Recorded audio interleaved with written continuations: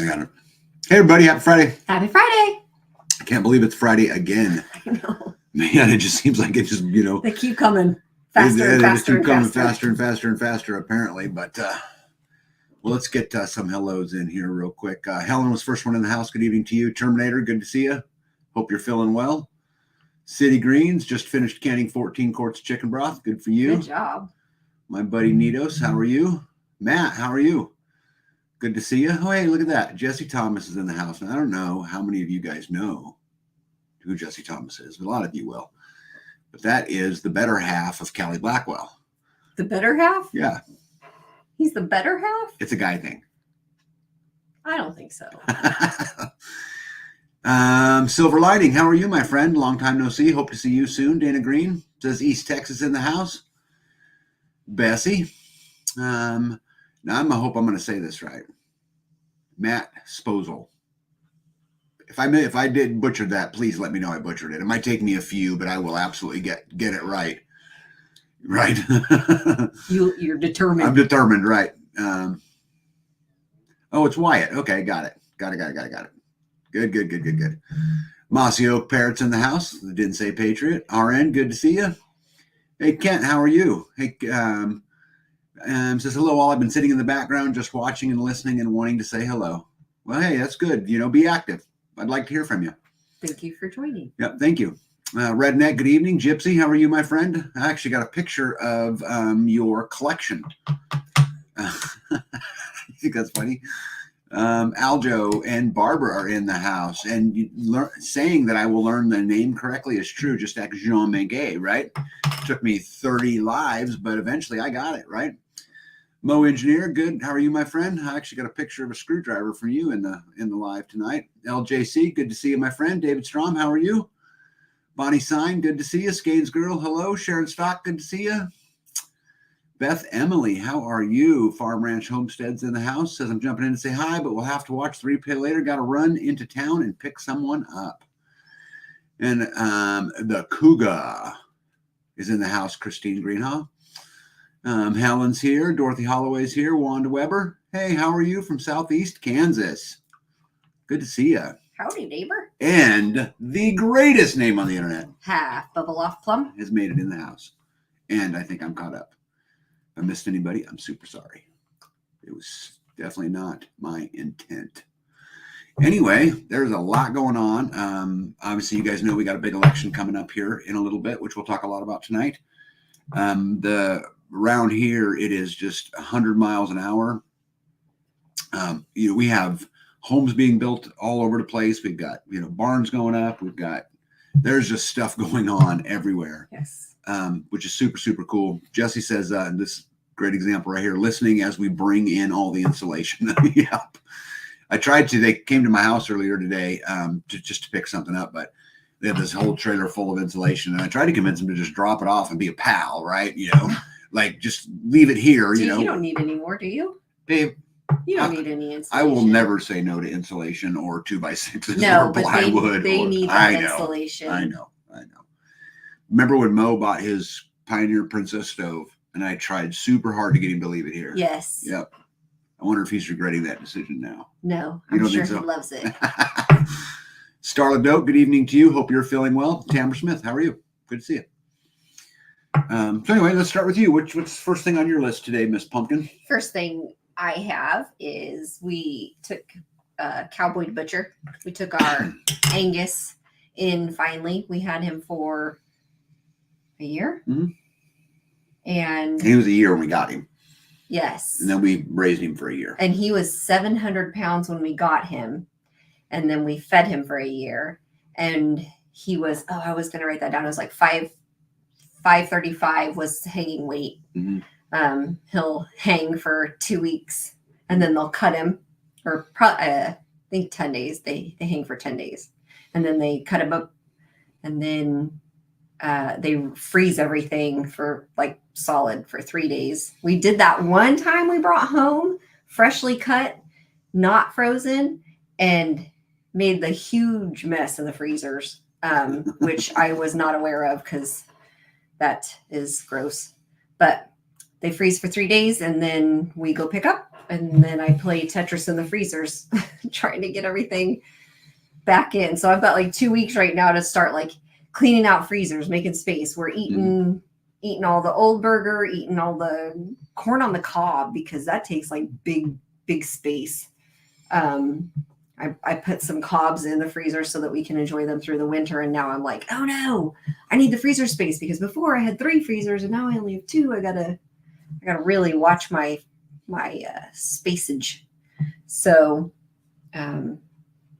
we took him to butcher, but man, that feels so good to be able to have, a year's worth of food in the freezer for us, at least a year, probably. This is our first time getting a full beef. Typically we'd only get a half, and that would last us quite a while, but we raised him ourselves. So why does it feel good for you? Just to like the peace of mind to have. What kind of buys you time, right? Yes. Well, yeah, because I have protein for a year, and you never know what's going to happen in a couple of days. So I could imagine the prices of things going up, or even if you can't get it, or if it's like real beef, at least this way I know where it came from, what went into it.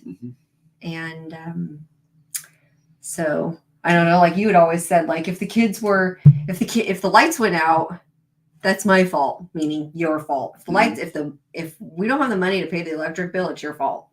That's how I feel. But if the kids are running around with boogers in their face and dirty and hungry, then that's my fault. Because like that's my job to, I'm the one that provides the food, nourishes my family, and that's I don't want anyone to mistake what you just said right there. That's not necessarily the role it should be in every family. That's the role it is in our family. Right. This is how we do it. Yeah. Right. I'm responsible for the food going into them. So that's correct. I try to, do a protein and vegetables and make it a nice meal. And so if I don't want to have to put sawdust in there. I don't want to have to feed anybody sawdust.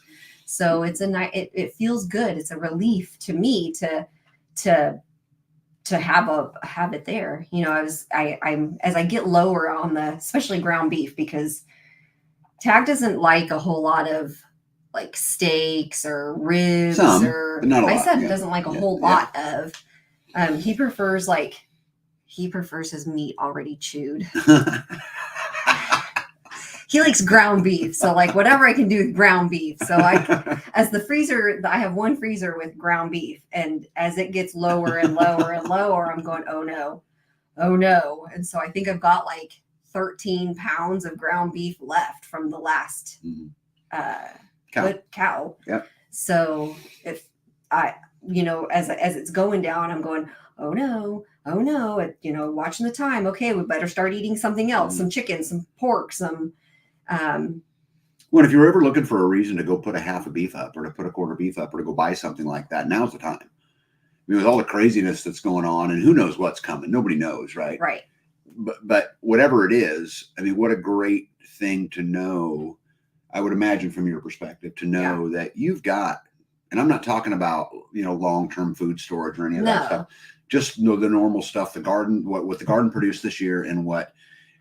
With the cow that we just put up, and then with the eggs and the fish and the other things that we have here, we're good to go for a long time. And that's a good, powerful thing. Hey, I need to get some hellos in here real quick, B.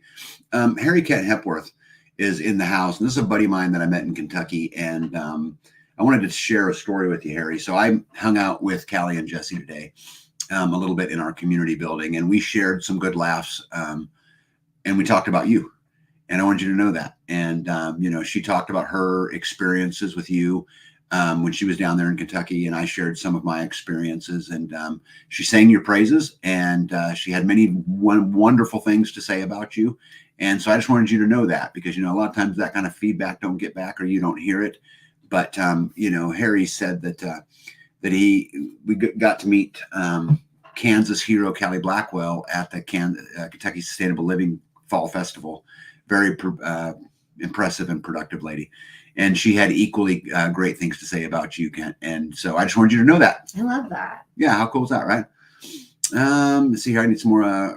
Rose says, evening tag and B. Zach, which is her boy, is here in Tennessee, safe and sound. Thanks to the community for the help. That's what community is. I want to say hello to Leela. Good evening to you. Amy B, how are you, my friend? Let me see. Tina, welcome in. Stan Guthrie, hello, hello. Mrs. Hacks, there's a legend. What's up? Tony Baldwin, future Kansas resident, watching from Roan Mountain. Tag is probably like my kids, raised on ground beef because it's cheap. Well, what's funny is it's actually not all that cheap. It's expensive to do it the way we do it, but yeah. David Strom says ABC already been chewed. It's cheaper than a fillet. It's cheaper than Babe Backrat, how are you? Says me too, Tag. It's hard to mess up cooking ground beef. Yes, it is. You see, Matt says I have 2 deep wells, shop style sink basins, the white plastic material to give to someone who can make use of them. One has legs, the other's just a basin, no hardware faucet, but we take them. We will absolutely put it to use somewhere in the community. There are a lot of people in our community at very different stages. And I'm going to talk about this a lot tonight. I got a comment on a interview that I did that's really bothered me. And it's been kind of on my heart for a while. I'm going to talk about this a lot, but we can absolutely put it to use somewhere for sure. Yeah, see, look right there. I didn't even have to say it, right? And we already got that. Let's see here. Louise Wesley, she's in the house. Says, hello, everyone. Keep my family in your prayers. Lost my younger sister to cancer yesterday. Oh, Lou, I didn't know that. I'm sorry. Super sorry. Hey, all your prayer warriors out there, let's make sure Lou knows that she's loved, and we'll do exactly that. I'm very sorry, Lou. Vicky Pullen's in the house. How are you? Oh, look at that. So Kent says, Kent, this is Callie. Thank you, darling. So much love to you and Paula. See, look at that. How wonderful is that, Kent? Right? How wonderful is that? Look at all those prayers. Awesome. Hey, Conserve friends, welcome in. Cheryl Seller, good evening to you as well. Dana Green says, my mom fed us so much ground beef. It's the last thing I look for. Let me see. Matt says, been clearing out our freezers for our 2 hogs being butchered in November. Excellent. And look at all those prayers. Awesome. Awesome, you guys. Matt says, I got them at the auction. Have just been sitting on them. I'll send pics via messenger and go from there. Deal. Suzanne Fritz is in the house. Good evening to you. Says, I can some of our meat as a backup in case grid down. Can't afford solar yet. Good for you. Good for you. Yeah, look at all those prayers. Lots of prayers. Lou, you're loved, and you're loved in so many ways, and I can't tell you how much I appreciate you and how much the community appreciates you. And, in a very short time, you've gone from being a newcomer, to being a leader here, and, what I really consider to be an elder. And we appreciate you, and I'm sorry for your pain. There's nothing I can say that'll take it away, but just know you're loved. All right. I think I'm caught up on my hellos. Back to you, B. I'm taking notes. About what? I don't want to say. It's my note. Okay. It's none of your business. None of my business. You're not going to want to know anyway. So. Isn't that funny how she knows what she wants to know and what I want to know? Yeah. Like this is some skill, right? I've known you for a minute. Yeah. So, anyway, we were talking about the cow, and I'm glad that. I'm glad he's gone. He was a pain in the butt. He was mean. Yeah. He was mean. I still couldn't go up and love on him. He wanted to play, not nicely. Yeah. All the rest of the cows you can play with, you can rub, you can. Oh yeah. I can walk right up to him. Yeah. I'm not afraid of him at all, but he would kick at me. He would bronk up and kick at me. There's lots of different types of communication that goes on inside the community. And we're talking right now about a lot of different things, but I'm going to tell you guys something, with everything coming up, a lot of the conversations, in my opinion, really should be geared around things like, are we ready to plant a garden in the spring? Mm-hmm. Because we don't know what's coming. Are we prepared to plant a garden in the spring? Do we have, just like we took Cowboy to the Butcher, but guess what? We've got Freeman too, who in a year from now will be ready. Right. And so you start staggering and laddering that preparedness. Yep. And I think there's a lot of security in that. And you do that with your garden too, because like 1 year is like a salsa type of thing. And then you take all that and can it and make what you need from it. And then the next year could be like fermenting type of things, you know, carrots and roots and stuff, cabbages and stuff. And then the next year go to something else so that you're not focused on everything every year. It's and that doesn't mean you don't plant tomatoes every year, because you know, a handful of fresh tomatoes is really nice. But you, with the meats, the vegetables, even grains, trying to plan ahead and rotate out and being prepared. Yeah. By the way, I want to welcome in Prep Rebel Actual, which, by the way, I love that name. It's still hard for me to say. I don't know why. It's a tongue twister for me. I'm glad you got it. Yeah, but it's I like it a lot. Packrat says, we're right there. There we go. I have not time for cranky cattle. Time for freezer camp. Yep. Amy B says, big basement garden with greens this winter.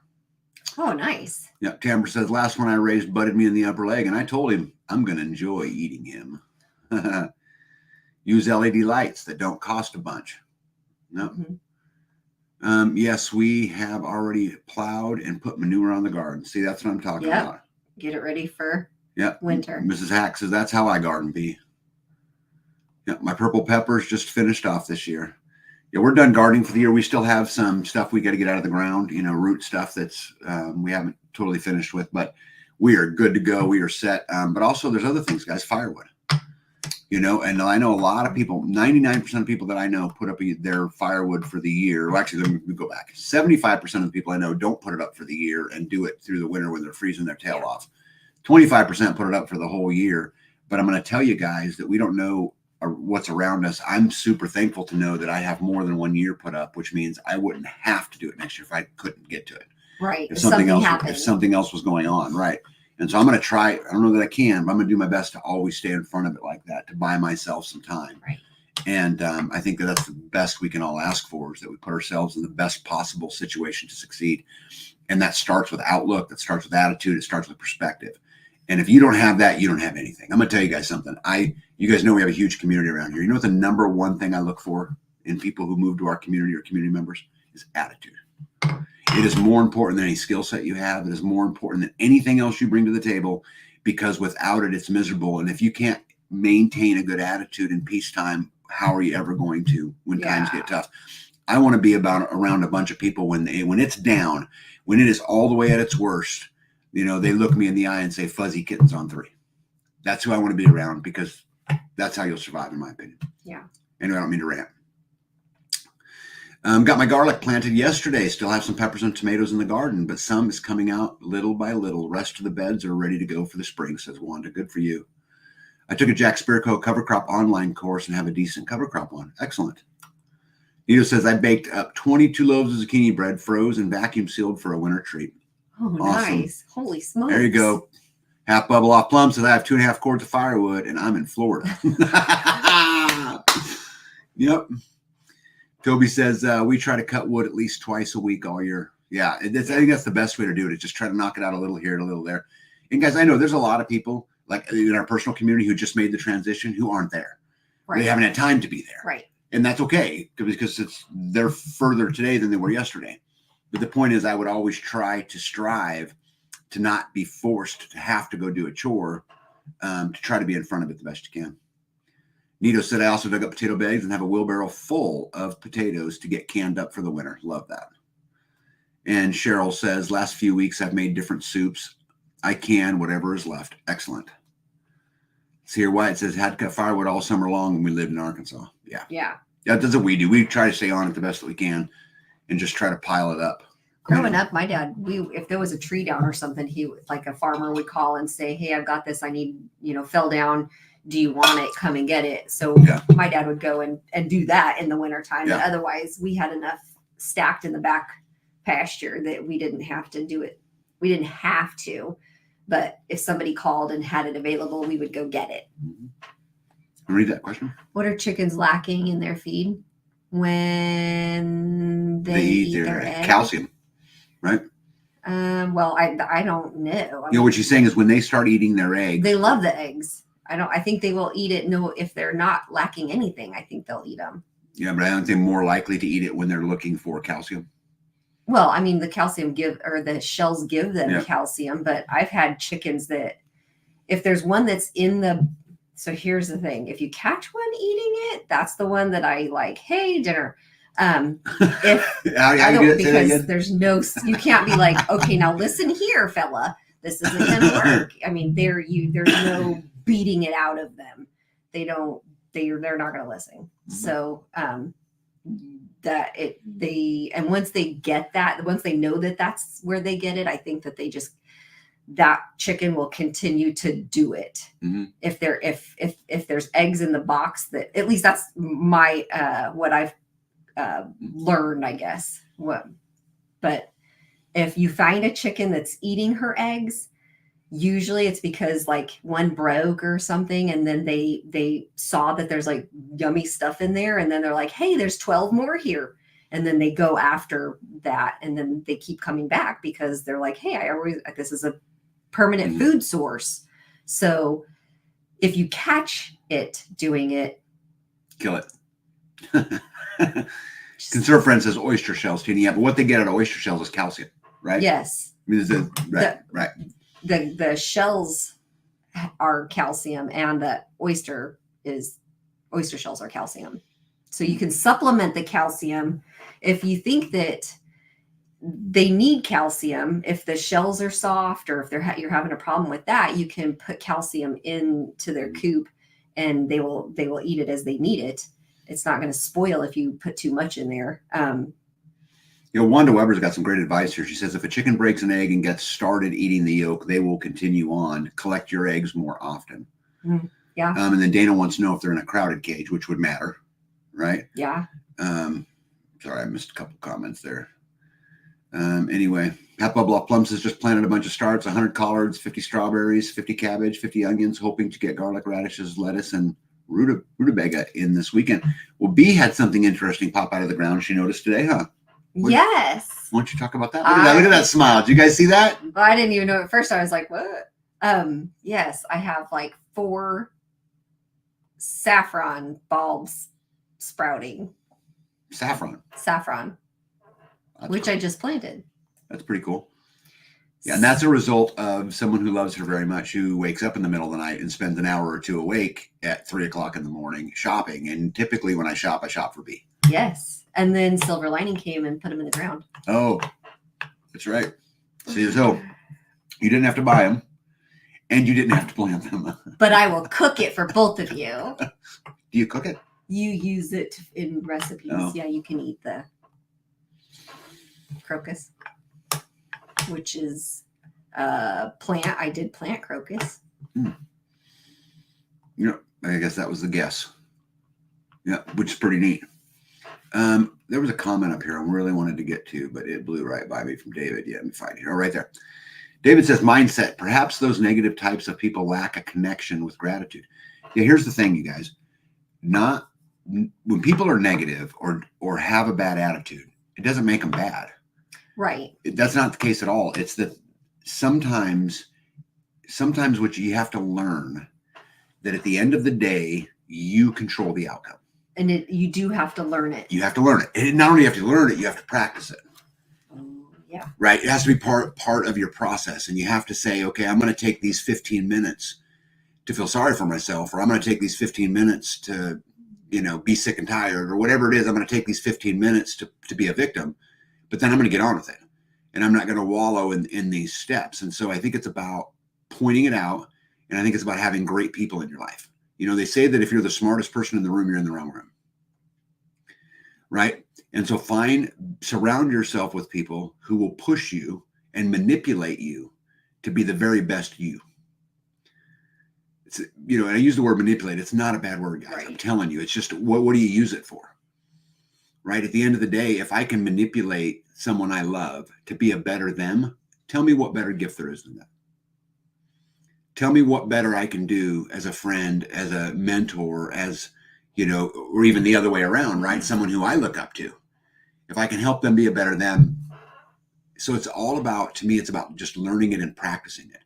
And guys, I'm going to tell you something. I throw my hammer too. I have bad days too. I have moments where I'm getting upset too, but I promise you I'm over it super quick because I can't afford it. A wise person once said to me when I was complaining, they said, looked me in the face and said, I'd love to hear your problems, but I don't think you can afford to hear them again. I'll never forget that. As long as I'm alive, I will never forget that, because what he was saying to me was, quit wallowing in it, right? Quit. Are you sick and tired of being sick and tired? Even with everything going on in our world today, and it's crazy, you guys, what's going on out there. You know what the cool thing is? I get to come home to a homestead I built. I get to come home to a homestead that I have a solar system in. I get to come home to a wife who loves me and respects me. I get to come home to a community who respects me as I respect them. Right. We control our outcome. We control it. I promise you this is true. There's things out there like depression. People talk about a lot. Mm-hmm. If you acknowledge that there's depression, then you have to acknowledge there's anti-depression. Right? And that's a positive mindset. That's a positive attitude. That's being able to look at a situation and go, yeah, well, that didn't work out the way I wanted it to. Lesson learned. Lesson learned. What did I get out of this? What was my lesson I got out of this? How do I let that make me better? And understand that those failures are all the building blocks to success in the end. There ain't a single person who lives this lifestyle that don't have struggles. I promise you that. And I'll quit eating. Right. I'll quit ranting. Right. We all struggle. Yeah. Okay. I don't know. I do not know where I'm at. Okay. So I'm just going to pick it. Let me see here. Dana says that's where saffron comes from. Crocus. Oh. It's a crocus? I didn't know that. Packrat says, I'm just wild about saffron. I just like the way it sounds. Jesse says, gratitude is best way to focus on what's going well in your life, and then more will go right. See, I think that's right too. I think that positive experiences are bred off of a positive attitude, right? When you learn, when you can teach yourself to look for the positive, no matter what it is. Right. And I'm going to show you guys some stuff that didn't go my way this week. Right. But I'm not going to let it ruin me. I'm not going to let it bother me. Just not going to do it. Amy B says saffron is one of the most expensive spices in the world. Tag, show a little appreciation for such bounty. Although B may season squash with it. I guys, here's the thing. At the end of the day, Amy, I don't mean this mean what I'm about to say. B, I don't mean this mean. I know. I don't care. Okay. Yeah. I don't care.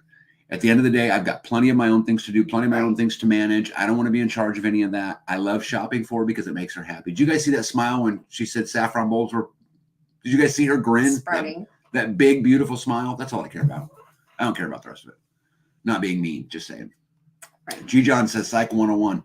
If you want to change how you are feeling, you need to change what you're doing. 100%. 100%. Tag and B, I'm just listening. I'm on my community chat with Little Mountain Ranch from British Columbia, Canada. Cool.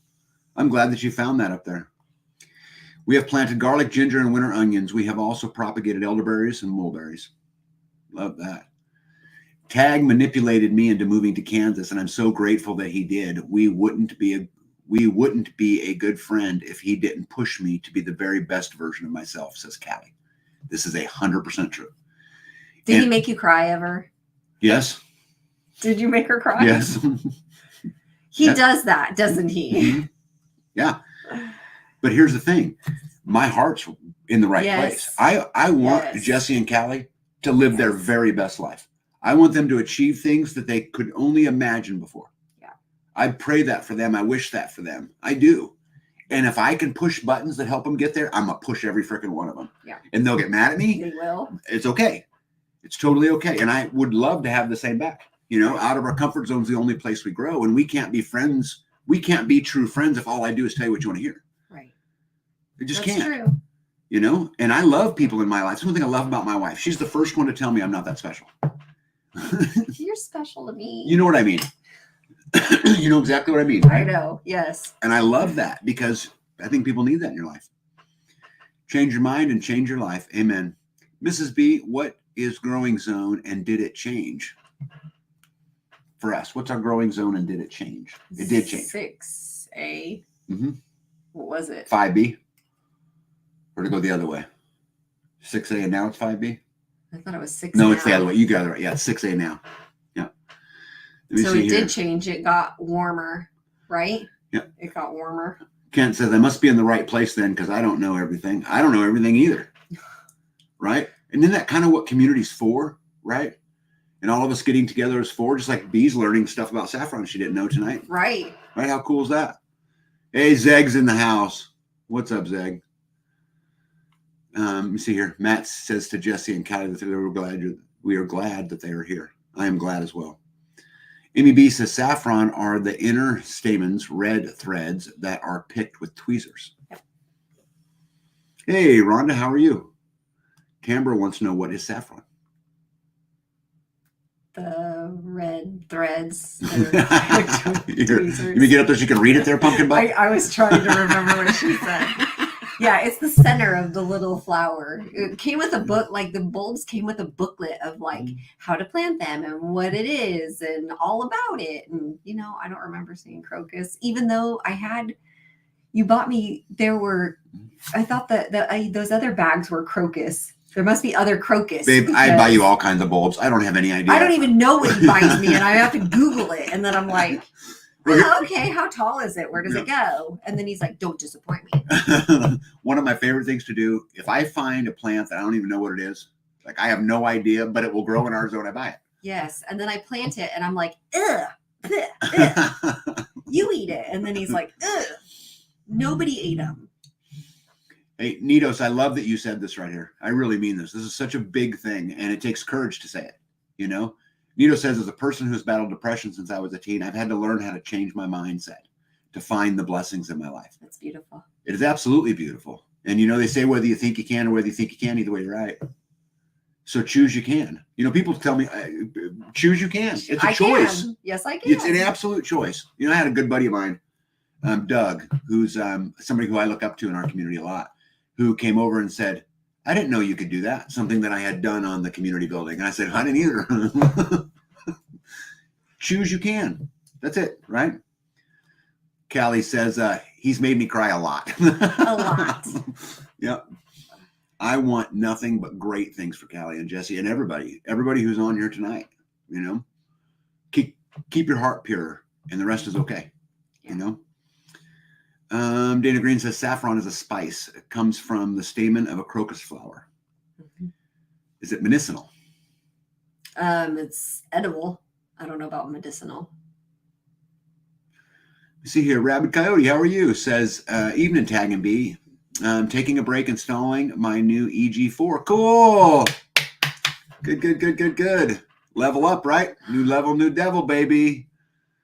Yep. Let's see here. Beth Emily says saffron is used in, I don't know what that word is, paella? Right here, baby. I put it up here for you. A Spanish dish. Yes, very expensive. Hey, Tracy from Bama's in the house. How are you? Jody says saffron. I'm going to write that down, though, because I want to know what that is. Okay. Sorry. Guys, I love y'all. And, when I talk about things like attitude, obviously I'm passionate about it. I had a lot of tribulation when I was younger. And in that tribulation, what I learned is I didn't want it. And that at the end of the day, I'm the one that gets to choose. And, and I have my moments. There's days, I was telling B this today when we were talking about, the live tonight, about there's days where I don't have a great day, where things don't go my way, and it just doesn't work out. But what keeps me going every single day is I know that I'm going to get in my truck at some point in time in that day, and I'm going to drive home to the person I love most of all, my wife. And I'm going to come home to all of these wonderful things, and I can put all of that into perspective. I know a lot of people who talk about how I hate my job, as an example. The question I would ask you is, when your mindset, right? Do you hate your job because you're just going to stay in the system, or do you hate your job because it's a means to an end? Right. Or do you like your job because it's a means to an end? Right. I mean, so we can choose to look at it any way we want. Right. My work does not define me. Right. My ability to be a father and a husband defines me. But I get to choose that. Right. That's up to me to decide. There you go. Conservative Sense says paella. Paella. Okay. Hey, Ed, how are you? Says, I know everything, but I'm not always right. Yeah, that's a lot of people, right? Jody says, hello, everyone from North Central Indiana, going to be 32 degrees tonight. Come on, spring. Yeah. Amen. Fortunately, I bet, Jody, you've got a winter in the middle there somewhere. Yeah, but I'm hoping it's short and sweet. Yeah. Mrs. Hack says saffron is an anti-inflammatory used for IBS and rheumatoid arthritis. Thank you. Thank you, Mrs. Hacks. Told you guys she was a legend. I told you. Yeah, Zeg says tag, that Spanish dish is paella. Paella. Paella? I can't pronounce anything. Yeah, gotta love it. Let me see here. Tamara Smith says, I have broccoli, cauliflower, cabbage, sweet peas coming up, spinach, a few collard greens, 1 tomato plant still making maters, and a lot of jalapeno peppers. Tag, remember the conversations we had over my job loss because of the mask mandates? I do. I jumped fully into growing and raising food to give me a purpose. How wonderful is that? But this is a great example, Nitos. You know, I'm proud of you because you and I spoke a lot on the phone, and I never once sensed that you suffered from depression. I thought she said it was when she was a child. I understand, but it's easy to fall back to that, right? Like, so you have a job, you lose it over the mandates. Yeah. It'd be very easy to fall back into that trap. Yes, to get in the dumps. Right, but instead you redefined. The poor me's. Right. Instead, you redefined it. Yeah. Yeah. Right? How wonderful is that? And I know a fair amount about you guys now, and you're thriving. And I'll bet you, without that positive attitude, you could never be where you are. Right? And how wonderful is that? Yeah. Zeg says B is right. Must be on the pronouncing, right? I think he's talking about anything. Anything B's right. My good buddy Mo says, engineers are taught to look at the negative. It helps to find the problems you need to be aware of, prioritize, and effectively solve. It is not a place to dwell, but to visit. Well, I think learning from your mistakes is super important, right? But again, I think there's a certain attitude in learning from your mistakes because you can look at it and say, oh, I effed it up. Yeah. Or you can look at it and say, man, I'm glad I learned that. That's really going to help me next time, right? Design 2C, how are you? Says saffron crocus is a purple crocus. It is a special variety. A tiny amount makes rice yellow and adds a special taste. I can't wait. You can't wait to turn the rice yellow? Yes. I can't wait to try it. Something that I've never done before, and I grew and I've provided, and I can't wait. Nito said, yes, I did fall into a deep depression after the job loss. So what got you out of it? Can you remember the moment that you snapped out of it? What was it? Was there a specific time? I'd love to know. Terminator said, I had a monarch butterfly flying around me yesterday while I was working on closing my garden down. They usually migrate this time of year. How cool. Yeah. All right, before I rant, what's next on your list, Punk? So I fought a rat in the back deck and I lost, but the fight is not over because I found its house and he'll be back. And I baited it. I put everything back the way I found it, hoping that he'll come home. And then it's round 2. I made a huge mess trying to get the first time, but I still have to clean it up. I made his house the way he left it, but there's a bunch of other stuff out of place. Not that the back deck was tidied anyway, but got a rat back there. So we have this back porch that I built on the back side of the kitchen, and we stack firewood in it, 2 weeks of firewood at a time back there. So that, because it gets cold here, right? So that we can make it through whatever spell. Did you say 2 weeks at a time? How much wood goes? Will you fill that thing up? How long does it last? Oh, yeah. I guess I don't know because it just depends on. Sorry. Winter was a long time ago. Toby says, according to the permission seed reading in East Tennessee, it read a spoon. That means a lot of snow and cold weather. I'm actually hearing that from several places. I think for here too, it was a spoon. Masio Parrott says, I've been trying to stay positive, but man, it's definitely hard sometimes. It is hard. It is. It's 100% hard. But here's the thing. I'm going to quote Jesse Thomas, right, from tonight, a conversation him and I had just tonight, and he's on this live. He said, choose your hard. Choose what? Choose your hard. Your hard. Yeah. Would you rather have the hard of being a slave to the system? Would you rather have the hard of, which hard do you want to have? Because guys, living this lifestyle means you rely on yourself. Yes. Well, guess what that means? It means you rely on yourself. Right. When so, and so it's a different hard, but you get to choose your hard. And Masio Parrot, I'd give you this advice in this, and I know that it's hard, but remember why you're doing it. Remember what the end game is, and celebrate the steps that you guys have made towards the end game. You have a long road ahead of you, but look at the road you've already traveled, right? Right. Look at the road you've already traveled and celebrate the road you've already traveled. Look your husband in the eye, tell him you love him, right? And go to bed and get up and kick its ass the next day, and you'll wake up in 4 or 5 years and you'll be out helping some other homestead who's going, man, this shit's hard. And also try to be each other's peace. Oh, love that. Don't if your spouse knows that crap is crazy, he knows that the whatever just totally did not work that you guys were just working on, and you could be his comrade instead of be his peace. Yeah. And be her peace. Right. Be each other's peace. Yeah. When B gets flustered, I know, I can tell a mile away. And I would start slamming stuff. No, you get quiet. You give me one-word answers. I can just tell. And so I try to just back off. Like I'm, because normally I'm pretty playful. Leave her alone. Yeah. Oh yeah. I'm not interested in you holding me down and giving me knuckles. Yeah. It's so much fun though. Tamara says, you ever heard of voles? Yeah, like in the ground, like little mice looking things. Moles or voles? Voles? I don't know what a vole is. It looks like a little mouse with a longer nose, right? Michael Conley says, what do you do with green tomatoes? Well, a lot of people like fried green tomatoes. You can can them. You can make salsa. Indiana Mike had a good green salsa recipe, didn't he? I don't remember. You see here, I have mice moving in the chicken coop, and put baking soda mixed with powdered sugar kills the mice but doesn't harm the chickens eating them. You mix it with powdered sugar? I've tried doing it with peanut butter.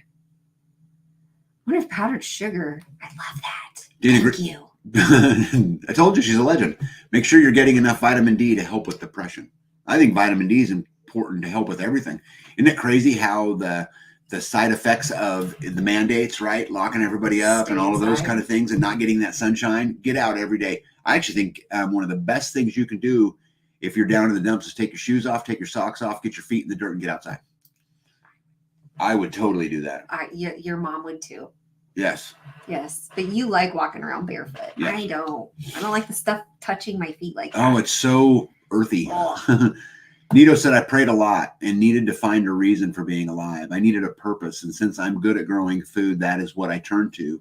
I get so much pride for providing food for us. Good for you. I love that. Yes. Yep.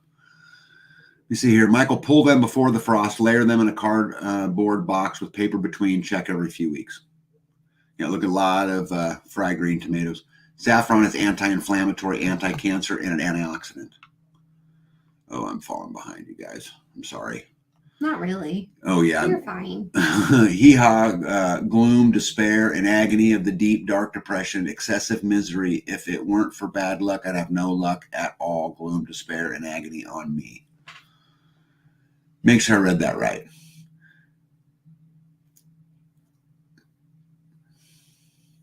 So designed to see, I want to make sure that I'm understanding this right. Are you saying that you have agony, despair, and gloom? Share with me. We'll talk about it. Tamara says, yes, the voles ate my sweet taters. Thanks. I've been covering the plants, hoping to extend their life a little longer. Yeah. If you have mice in the chicken coop, you can use Jif cornbread mix to get rid of them. Oh, Jif. Jif? Yeah. Jif, I thought this was a Jeff, Gypsy, Hefty, Lefty. Jeff's corn. Yeah, mud collector, Juicies. Jeff. Cornbread mix. Just the mix? Just the cornbread mix? Playing in the dirt makes you feel better, grounds you. See, I agree with that. Hey, one step closer. What's up, bud? Oh, Tag, it's a song from Hee Haw. Oh, okay. Got it. Is it? Yeah. Oh, well, he wrote Hee Haw. Oh, okay. Got it. That was a little before my time, but you know Hee Haw, right? Yeah. You're telling your age tonight. Okay. I got it. Okay, got it. Okay, I'm like, dude, I'm sorry. Tell me about it. I'll talk through it. Did you watch Hee Haw? No. My blonde moment. Pop your mushrooms out in the sun for 20 minutes and then eat them, and it will increase your vitamin D by 3,000%. Great for wintertime. What? See, look, That's awesome. Another legend, right? Skane's girl said she had to poop, but her flashlight died. No, she didn't. Yeah, we'll just go on to the next comment.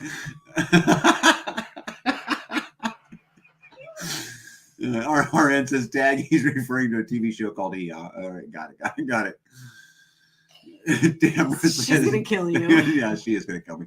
Jiffy cornbread mix and baking soda to get rid of mice or rats. Okay, so you still put the baking soda in there. Yeah, Design 2C says St. John's wort for depression, especially if it's a hormonal issue. Do you grow St. John's wort? Do you have it in mass quantity? I've tried. Okay. Are you taking it? No. Okay. I'm not depressed right this minute. Maybe you ought to try it. No, it said hormonal issues. Oh, hormonal issues. I don't have hormonal issues. Of course you don't. Oh my goodness. Just use your auxiliary flashlight, skis girl. You know, a prepper and all. That's right. 2 is 1 and 1 is none. And never poop with a single flashlight, skates girl. Ever. It's not even what she said. Mice can't belch, says Canberra. Oh, wait. Amy B says, my husband is wondering why I'm cracking up. Thanks, Skane's girl. I know, right? Comic relief. Let me see. I thought there was one in my Spags bag, says Skane's girl. Oh, no. It's a song from Hee Haw. It was an interlude, and then they talked about what happened. Got it. Sorry, I was totally going to, do my best to, pump you up. Pump you up, buddy. I was going to do my best. But apparently not. Well, since Skane's girl is still, she dropped her flashlight, so she's on a toilet somewhere. While we wait on her, what else you got? So I wrote fires around us because we had 3 days of like 25 mile an hour winds with 50 mile an hour gusts, and then people throw their cigarette butts out the window. I think that's what happens because they're like alongside the highways or alongside the roadways, and or could be a laser light being shot down, I guess. But anyway, you get winds like that, and then a little fire turns to a big fire really fast. And we had a fire. There was like 5 fires within 30 minutes in Shawnee County. And then we had, what were you going to say? I was going to say in Jackson County. And then we had like 4 in a 24-hour period. Yeah. And one of them was how far away? Well, when the alert came onto my phone. Tell them about the alert. We got an alert that said evacuate now. It said that there was a fire at between these 2 locations, and those 2 locations I'm very familiar with, but I read the message a little bit wrong, and it ended up being a little bit farther than I had thought away from us. And I jumped into panic mode. What do I do? Okay, get the Kubota, get the water, fill up the tank with water, get the pumper, get the metal rake, get the other metal rake in case, somebody else is there that could help. So I think I've grabbed like 3 metal rakes, the handheld pumper, filled that with water, the 4-gallon pumper, filled that with water, filled the 70-gallon tank with water, and just like waiting. First thing I did was call the neighbor who I knew could like figure out where it was, because if he was available, he would be on it. And he was available and was on his 4-wheeler and off to look for it. And then I guess he called you and said it's not where she said it was. And then so he looked around, and then he had finally found it. By the time I got all of the water things, and I couldn't see any smoke in the air. But then I remember back to when Grumpy Acres had their fire, and I was like rushing to get there to them. I couldn't see smoke from their fire until I was very close. And so I was like, okay, if I see it, it's going to be like on me. So I was just ready and waiting to battle whatever I had. My plan was to let the animals out if it was, if it got too close to where, if I could see the fire, I was going to let the animals out or open all the gates and then just like try to find them later. I didn't want them to just like be pinned up in a pin and then not be able to get out. So my thought was, okay, if I let them out and somebody steals it, then at least it's not burned in my field. So I was just trying to get everything ready and be on it. Luckily, within like 15 minutes, the neighbor had called you and you had called me and said that they were in mop-up phase. So it was under control and they were going around the edges and making sure that everything was out. So I still have everything filled with water, but it was like, this, I had a plan to do something. I was going to be working on pod 4, but instead shift gears, get prepared, get ready for this fire that's coming towards me in these 25-mile-an-hour wind gusts. And she was alone. I wasn't home. Right. It was just me. Yeah. So that was my heart was pumping. Just. And it didn't even get close. It didn't. They put it out so fast, but. Well, it took them 15 minutes. But the lesson is still be prepared. Know where your water is. Know right. Know how to get it. Right. I would encourage also anybody who's got any acreage at all to get a UTV, a 4-wheeler, something, and put a water tank on the back of it. Yeah. That rapid response. The sooner you quick it out, the less there is. To deal with. Damage. Hey, real quick, I want to welcome in Ryan and Courtney from just north of Topeka. Hopefully we can catch more lives now that it's getting dark earlier. Yeah, we need to hook up sometime, and we do a lot of community events up here. And I'd love to see you at one of them, Let me see here. Packrat says, of course you don't tag trying to sleep on the comfy couch. Yeah. My wife's got a great sense of humor. It's one of the reasons I married her. Let's see here. Try to scroll down. Sorry, guys, I'm way behind. Make sure say hello to everybody. Hey, Gregory, welcome in. How are you? Jody says, I was just taking a drink of a beer when she said she went out to poop. Oh my God, I love these people. And then Tamara follows that up with, unless I are pooping in the woods and want to make sure you don't squat in poison ivy. Wanda, I'm a wanderer. Wanda Weaver says, an area farmer and his wife lost their house during the high winds Tuesday near my area. Total loss. Oh my goodness. That would be so hard. So hard. Kelly May, welcome in. Where are you, Wanda? Are you close? She's to us? in southeast Kansas. Oh, yeah. Pay attention, B. So they had fires southeast Kansas. They had fires down there too. Yeah, she said they had during the high winds. Yeah, so I imagine it burned down. You see, Rabid Coyote said, fought my fair share of wildfires when I was a firefighter. Idiots either burning during windy days or someone tossing a cigarette from a vehicle. Morons abound. Hey there, my buddy Dan Redding's in the house. How are you? Good to see you, bud. And Skane's Girl for the Win says, he who can laugh at himself shall never cease to be amused. Again, attitude and perspective, right? 100%. Let me see here. I am way behind. Sorry, guys. I'm just go kind of down to the bottom. No, now you're at the bottom. Yeah, there you go. Good job. I don't know about North County area, but around here they were allowing burning even the day before the ridiculous winds got here. We were still putting out cinders the morning of those first winds. Yeah. Yikes. Let me see here. I may be able to seed using the trailer lights. To see maybe. So she can finish her. Yeah. DR says, good to be seen. Heck yeah, man. Glad to see you. Super glad. I've been invited out to speak at a couple conventions out in Colorado. And one of these days I'm going to. I thought he was not in Colorado anymore. Dan, are you still in Colorado? I don't remember. For some reason, I thought. Jody says, Skane's Girl, you've made my day. Anyway, what else you got on your list? Because we're 54 minutes in and I haven't even started. Oh. Daylight savings time is coming up. And storms. So they were talking tornadoes. What was that? 2 days ago? Mm-hmm. It's been a long week, but it went real fast. And then we'd have a very nice day today. Now we're getting more storms tomorrow. Actually, Saturday, Sunday, Monday, I think they said rain. Saturday, Sunday, Monday. My big pond's about 5 feet down. So, low. And I don't think we have any in the new pond. Babe, it's 5 feet down, but you could also say it's 16 foot deep. Yes. But we had there were 2 inches of water in the dog bowls and the tote that I had back there with the planters in it. There were 2 inches of water in there. Yeah. Here, real quick, Dan says he's in the text. Now, that's right. I remember that. Hey, by the way, Bobby and Jeff opened a restaurant in Temple, FYI. Just so you know, look at that.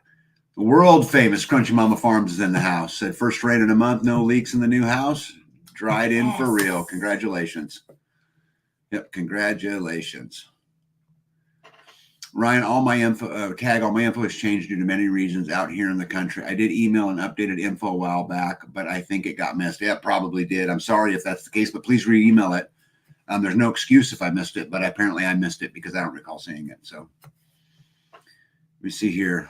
Wanda says, also had an area farmer's combine catch fire while he was harvesting. He did not know it was on fire, and a passerby got him stopped and called the fire department. Oh, my goodness. How did it catch on fire?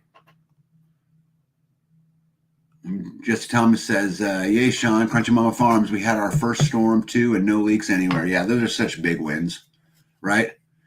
Sometimes it's just the smallest thing. Elisa May says, B, it's been a long week, but it's gone by fast. Yeah. And here we are at the weekend, which is really, really cool. San Angelo. That must be a town in Texas. Yep. Sounds like it. Yep. All right. What else you got? That's it. Okay. Hey, Lazy Loper. How are you? Good evening to you. So there's been a lot going on. Oh, there we go. There's been a lot going on the farm, obviously, as you guys know. So I thought I'd share some pictures with you. So this is another grid down system coming off the back of a truck. So a good buddy of mine who in our community ordered a system so that he could get off grid, and it showed up. And so we unloaded it off the back of the truck, and I just put it in my shop so that he can, come and get it. But I thought I'd share these pictures with you and thought you guys would think it was pretty cool. Because guess what? There it is again, right? That's coming off. So this is the 54 kilowatt hour system. The brown boxes that look like plywood on the bottom are batteries, and the top 2 are inverters. But if you look really, really close, that's not what's special. What's special is that's B. That is B. Let me see here. Somebody has to do it. That's right. Mo says, I'm trying to throw a poly roof on my greenhouse, looking intently for a break in the wind, hoping for a couple hours of calm tomorrow morning. I think you're going to get it. Yeah. Ryan says, no problem. I'll send again. You guys are the reason I'm out here in the sticks, and you're not getting away with it scot-free. Amen. Amen. We've got. Oh, you're not the Ryan from Manhattan, are you? I know. I don't think so. Ryan, when's the Festivus? What's the date? 20. Oh, let me tell you, we've got the Festivus, the holiday for the community coming up, and you guys are definitely invited up. Oh, let me get my calendar. I think it's the end of November. November? Yeah, it's 24th. November 24th. November 24th. In Holton, Kansas. Yep. Let's see here. Dust accumulation with a spark on a combine, probably, or enough friction to hit kindling point. Jeez. LJC says San Angelo is the oasis in the middle of West Texas. Got it. It was so nice to lay in our brand new house, listening to the rain, hearing the wind, no leaks, and we weren't in a tent. Level up. Yep. Right. New level, new devil. In a tent, on a cot, on an air mattress. Yep. Nito says, oh, so that's what ours will look like. Yeah, I know, right? Yeah. Hopefully they get your permitting done and we can get that happening quick, There was a bearing lockup on the combine. Okay, that's what caused it, and the friction. Got it. Oh, yep, he said that way. He is the Manhattan Ryan. Yep, same Ryan. Got it. Crunchy Mama says, Jesse, I was so scared. The drywall is all in, and I was terrified of finding leaks. Water's a beast. It has been our biggest, in my opinion, it has been our biggest hurdle all the time. Yes. Yeah. I'm so pleased to hear that. Jesse was walking around with a torch looking for anything, and thank God none. Look at us Oh, go. So proud of us, Callie. that Yeah. is awesome. Yeah. Yeah. 24th November. Thank you, Jesse. Yeah. For anybody who's going to be in town, the Festivus for the rest of us is basically just a big potluck where we all just hang out and enjoy each other. But it's coming Bring up. a dish, Yep. eat. Bees becoming an HEO. Head executive officer? What's HEO? Bees something, that's for sure.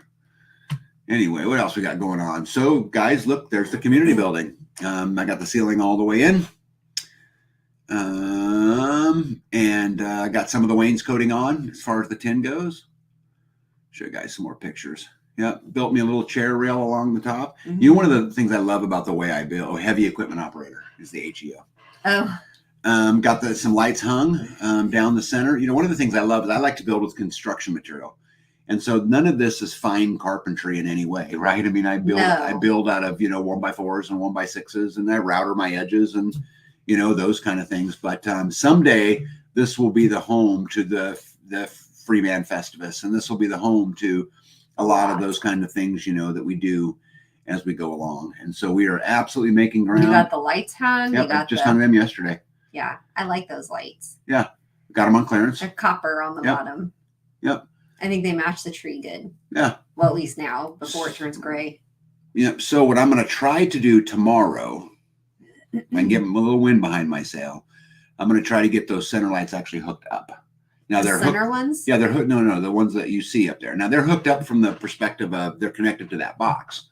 Right. But it's not hooked into the whole system the rest of the way. It's just hanging out of the breaker box. Yeah, you can't turn them on.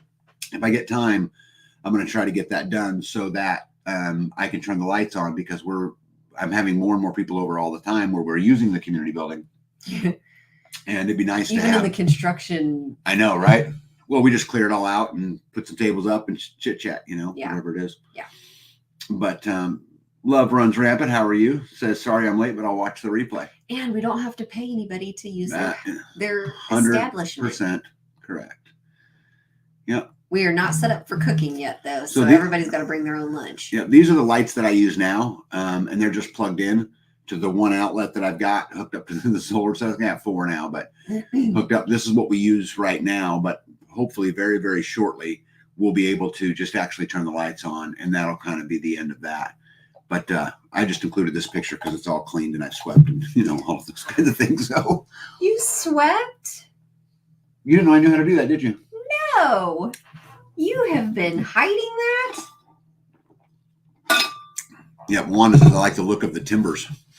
I do too. I love natural building. I love building things out of natural edges instead of square and all that stuff. And I like taking stuff off the property. So that's really, really cool. Crunchy Mama says, Amy and I really like the ceiling and the lights in the community building. Yeah, it'll be super cool. And both you and Amy will also like, it's going to have a gigantic commercial kitchen in there. You don't see it yet because I haven't gone down that road much yet, but we'll be able to do some serious processing in there. We were at a Amish auction, and their big community building had metal on the ceiling like this, which is what gave us the idea. Yeah. We bought some tin at an auction, and so this was the tin. It came like forest green, and we painted it charcoal. Mm-hmm. It was what it was supposed to be. Looks more blue to me, but it's like a matte. So like right now it looks like it's shiny. Yeah, it's not now. Yeah, if you go back to one of the pictures, it's great. Oh, there it is. Yeah. Yeah. That's after I painted it. Yeah. Let's see here. Gregory wants to know floor covering. I'm not sure yet. I'm still debating it. I think we should leave it concrete. Yeah, still debating it. So you drop something on it, or Jesse says, so cool to watch community building come together. Tag, you're an inspiration. You're an inspiration, bud. He says, I will have a tree in my house. Yeah. One step closer, says, I use a leaf blower instead of sweeping. I like that idea. With a margarita machine, says G. Johns. That's right. We just need, who's in charge of the margarita machine? LJC. LJC is in charge of the margarita machine. Yep. Jody says, dreams really do come true. You just have to believe. We have to believe, right? And then you take those dreams and you put them into your set of goals. Then you take those goals and you put them into a set of steps, and then you don't listen to the critic. And you just take Right. another step after another step after another Right. step, and eventually you get there. Don't get discouraged. Yep. Stained concrete can look really nice, and it isn't very expensive. Yeah. Yeah, that's the way B is leaning. Well, then if somebody drops something on it, like I have tiles that are broken because I've dropped stuff on it. And Yep. so you have to go back in and fix it. And Yep. I can only imagine people are going to drop things on there and things are going to break. And instead of having to, I don't know, I just think I've never had a concrete floor. So not a finished concrete floor. Amy B says you work for what you want. Yep. And you know what, to me, this isn't even work. I crank the radio. You can ask B. I work down here by myself all the time. Yeah. I just crank the radio up and just go to work and just be with my thoughts. And this has mainly been his project. Mm-hmm. He has spent every minute that he can down here doing this to get this ready so that we can utilize it. Yeah. I think that the world's getting rough, and I think a place for us to come together that's safe. Because, when we go to other places, restaurants and those kind of things, you got to watch what you talk about. And there's just so many other pieces to it. I'm very excited about what this can be. Well, like that one place that we rent, the people live above it. So Right. they're just up there. It says, Tamara says you can paint the concrete and make it look like tile. I have tried concrete paint. I've never had great luck with it not flaking off. Now, right away, it's okay. But I'm talking about 5 years later. Right, and stuff like that. But what about maybe a stain? I don't know. So, what about putting a sealer on it like Alumna did in his home and shop? I did not see that video. But didn't you see his house? Oh yeah, he had tile. Did he have concrete floors in his house? I don't remember. I had dinner in his house whenever I went up there. I don't remember. It was a long time ago. Not that long, a couple years ago, maybe year and a half ago. I finished my Canadian live chat on a fruit forest garden. Cool.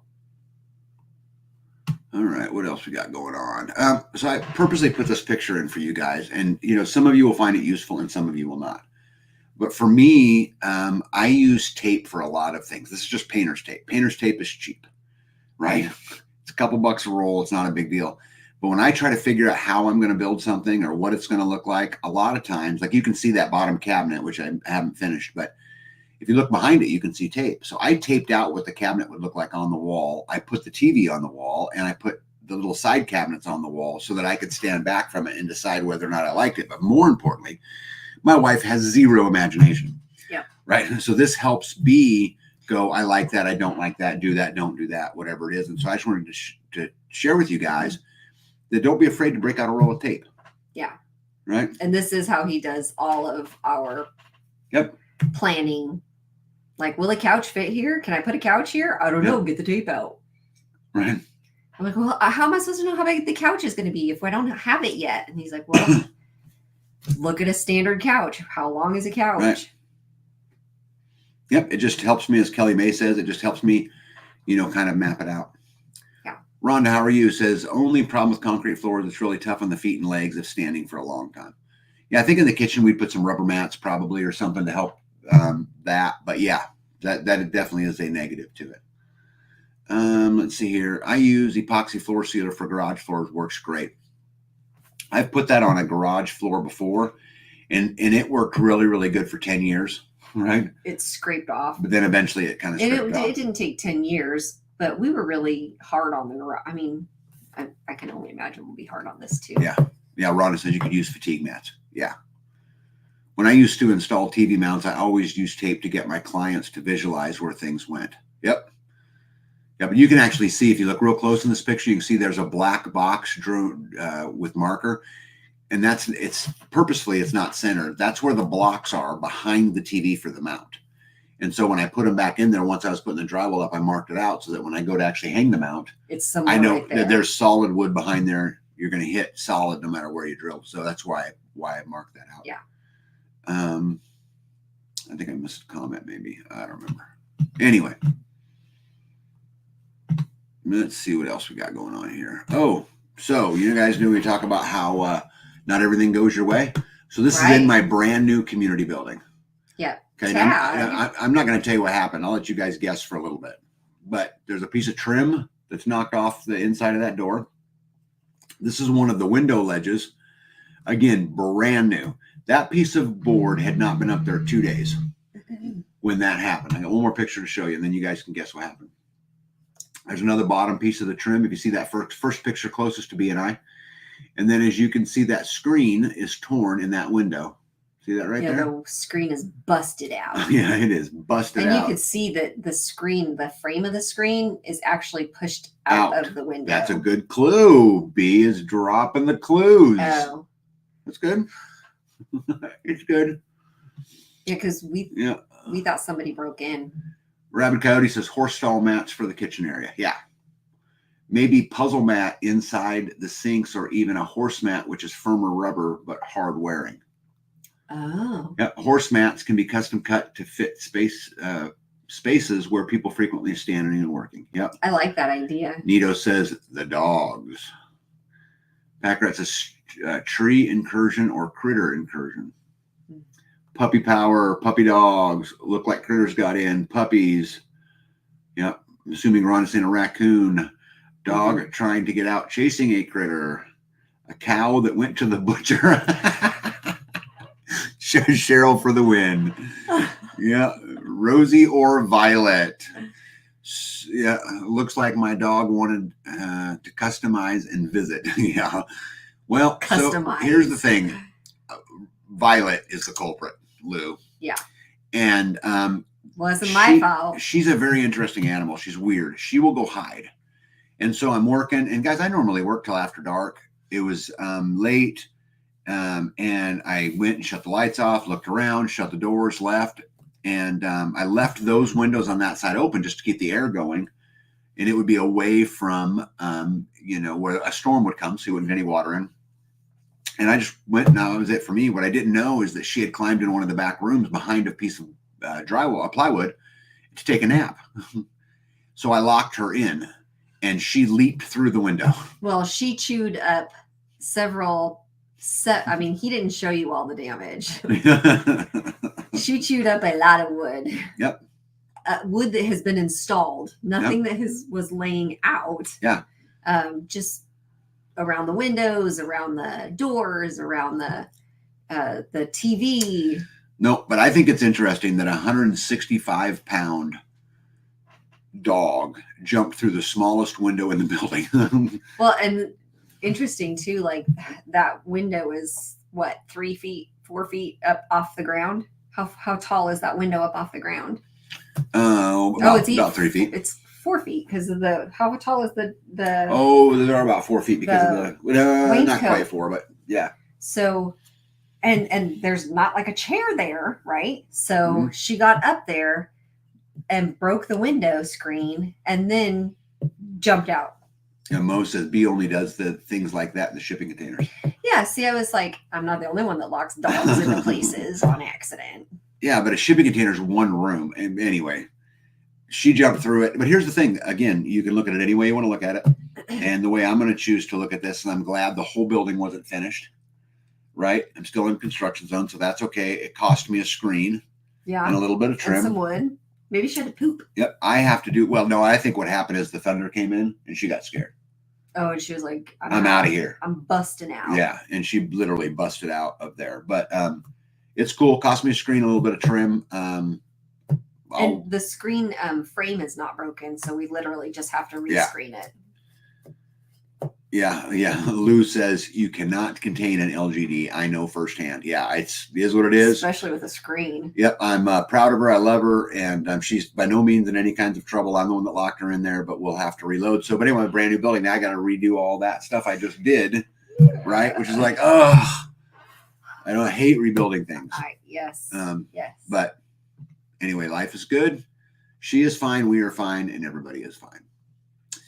This I wanted to share. You guys might thought this was funny. So the picture closest to B and I was at one of my company's annual shareholder meetings, and both of my boys decided they wanted to do a JCPenney's picture. So that's the first picture you see. Again, the picture closest to B and I. And so we thought it would be funny. So we did it, and it was over. And then minutes later, can you see the picture on the right? They sent me a picture of me in a wheelchair. Shitheads. This is, sorry. It's like Bernie Sanders. Yeah. So case you guys have never seen it, those are my two beautiful boys, 31 and 26, right? 31 and 26. Anyway, I thought you guys might enjoy that picture. I thought it was funny that they would make fun of me like that. I don't know if your kids make fun of you like that, but clearly, I thought it was cute. Clearly, mine make fun of me like that. But I thought it was great. I'll probably take this picture, the one with me in the wheelchair, and put it in a photo album, a photo frame, and maybe hang it in the community building. LJC says, that is funny. Kids are so creative. They even made you a backdrop of a nursing home. They did. They absolutely did. Yeah, Packrat says, handsome pranksters. Kind of like the ceiling in our hallway when I misstepped in the attic and fell through last Saturday. Oh, that would not be fun. Nito says, that's something my sons would do. Yeah. Yeah, Rhonda says, good looking boys. Dana says, funny. Yeah, they're you know what, they're great kids. I cannot complain. I'm proud of both of them. They're doing the right thing. They're doing what they want to do. You know, I'm very, very, very, very blessed. Yeah, they're adulting. They're adulting. Which, what more can we ask for? Yeah, and they're doing a good job. They're winning at adulting. Yes. You know, which is super, super nice. Okay. So these pictures were sent to me. And so the first picture, which is the dog. That's not our dog. That's not our dog, no, but this comes. But that looks like something that they would do. Yeah. My buddy Mo, who's in the chat here tonight, sent me this picture of his dog. And I just thought it was just classic because, the dog's sitting there like, I didn't do it. What's going on, Dad? Yeah, I didn't do it. You can give that back? Yep. I'm also here to announce that the king himself has waterfront property. He not only does he have waterfront property, we can add nicknames to him. What? Well, so he is King, Jeff, Juicy, Hefty, Lefty, Amazon, right? We should add Mud Collector. That's not, it is mud, but that's water. Yeah. We had a ton of rain and it came super quick. And this is the front yard of one of the homesteads around us who is being built. And you can see the concrete pad out there kind of in the distance where their house is going to go. Yeah. Yeah. Kelly says, I see they have your sense of humor. Yeah. Okay, back to work. Y'all behave now. Nope, no way. Adios. Yeah. Terminator says, tag every time we have a family get together. My kids always say during dinner, always have to say. Yeah. Oh, mud dauber. King, Jeff, Juicy, Hefty, Lefty, Amazon, mud dauber. I got it. Mike for the win. Yeah, Packrat says that is quite a natural water feature. It is, and all natural. You just sit there and enjoy it. Just you can wade in the pool, right? Yeah. I'll bet you Lou was out there suntanning. Maybe. Yeah, Lou, were you suntanning? Gotta know. No, she was probably trying to keep her hair down from all the wind. Oh, that might be true. All right. But this, unfortunately, guys, is what the weather did around us. This is a town not far from us. And they had heavy winds. 90-mile-an-hour winds. Yep.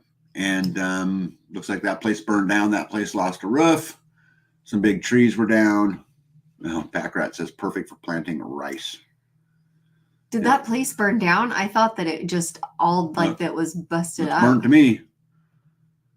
Yeah. Gypsy says, I hope the tax assessor doesn't see the picture.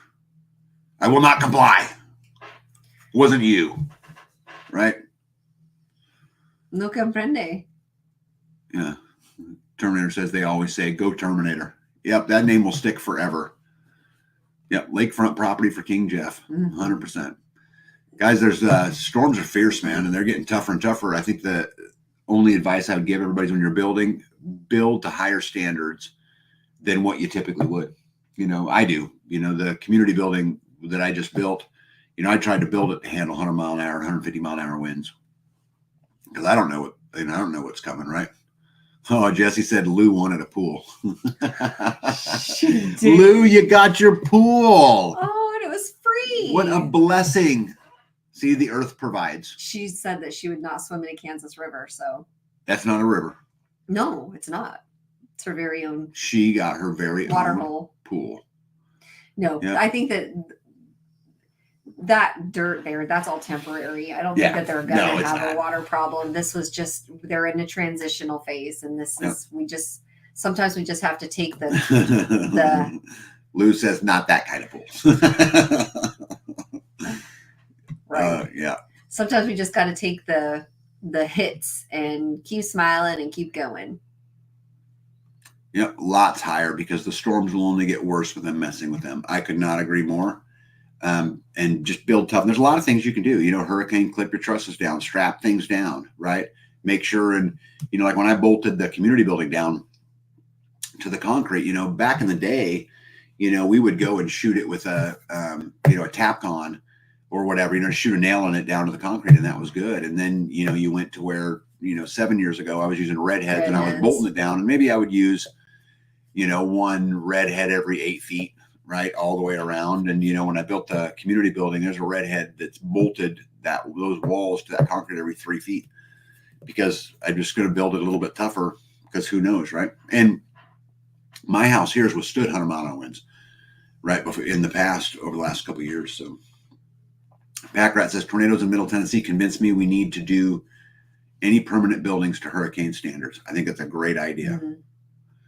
Before the Chevron deference decision, that would be considered a wetland. Right. Ryan says we are planning on using ICFs and can't wait. Yeah, ICF is a superior building technique. For those who don't know, ICF stands for insulated concrete form. It's actually kind of like building with Legos. You just stack them and fill them with concrete. They're really nice. They're more expensive, but a nice product. Yeah. Ryan says we rode out the storm in the camper. It was a nervous moment. Oh, yeah. Yeah. We got heavy rain yesterday, says Terminator, and last night, and tonics going down to -5, a little chilly. Yeah, that's chilly. Tonight's going down. Yep. Oh, good. To -5. At daybreak this morning, had a checkerboard sky again. Oh, well, guess what's coming, right?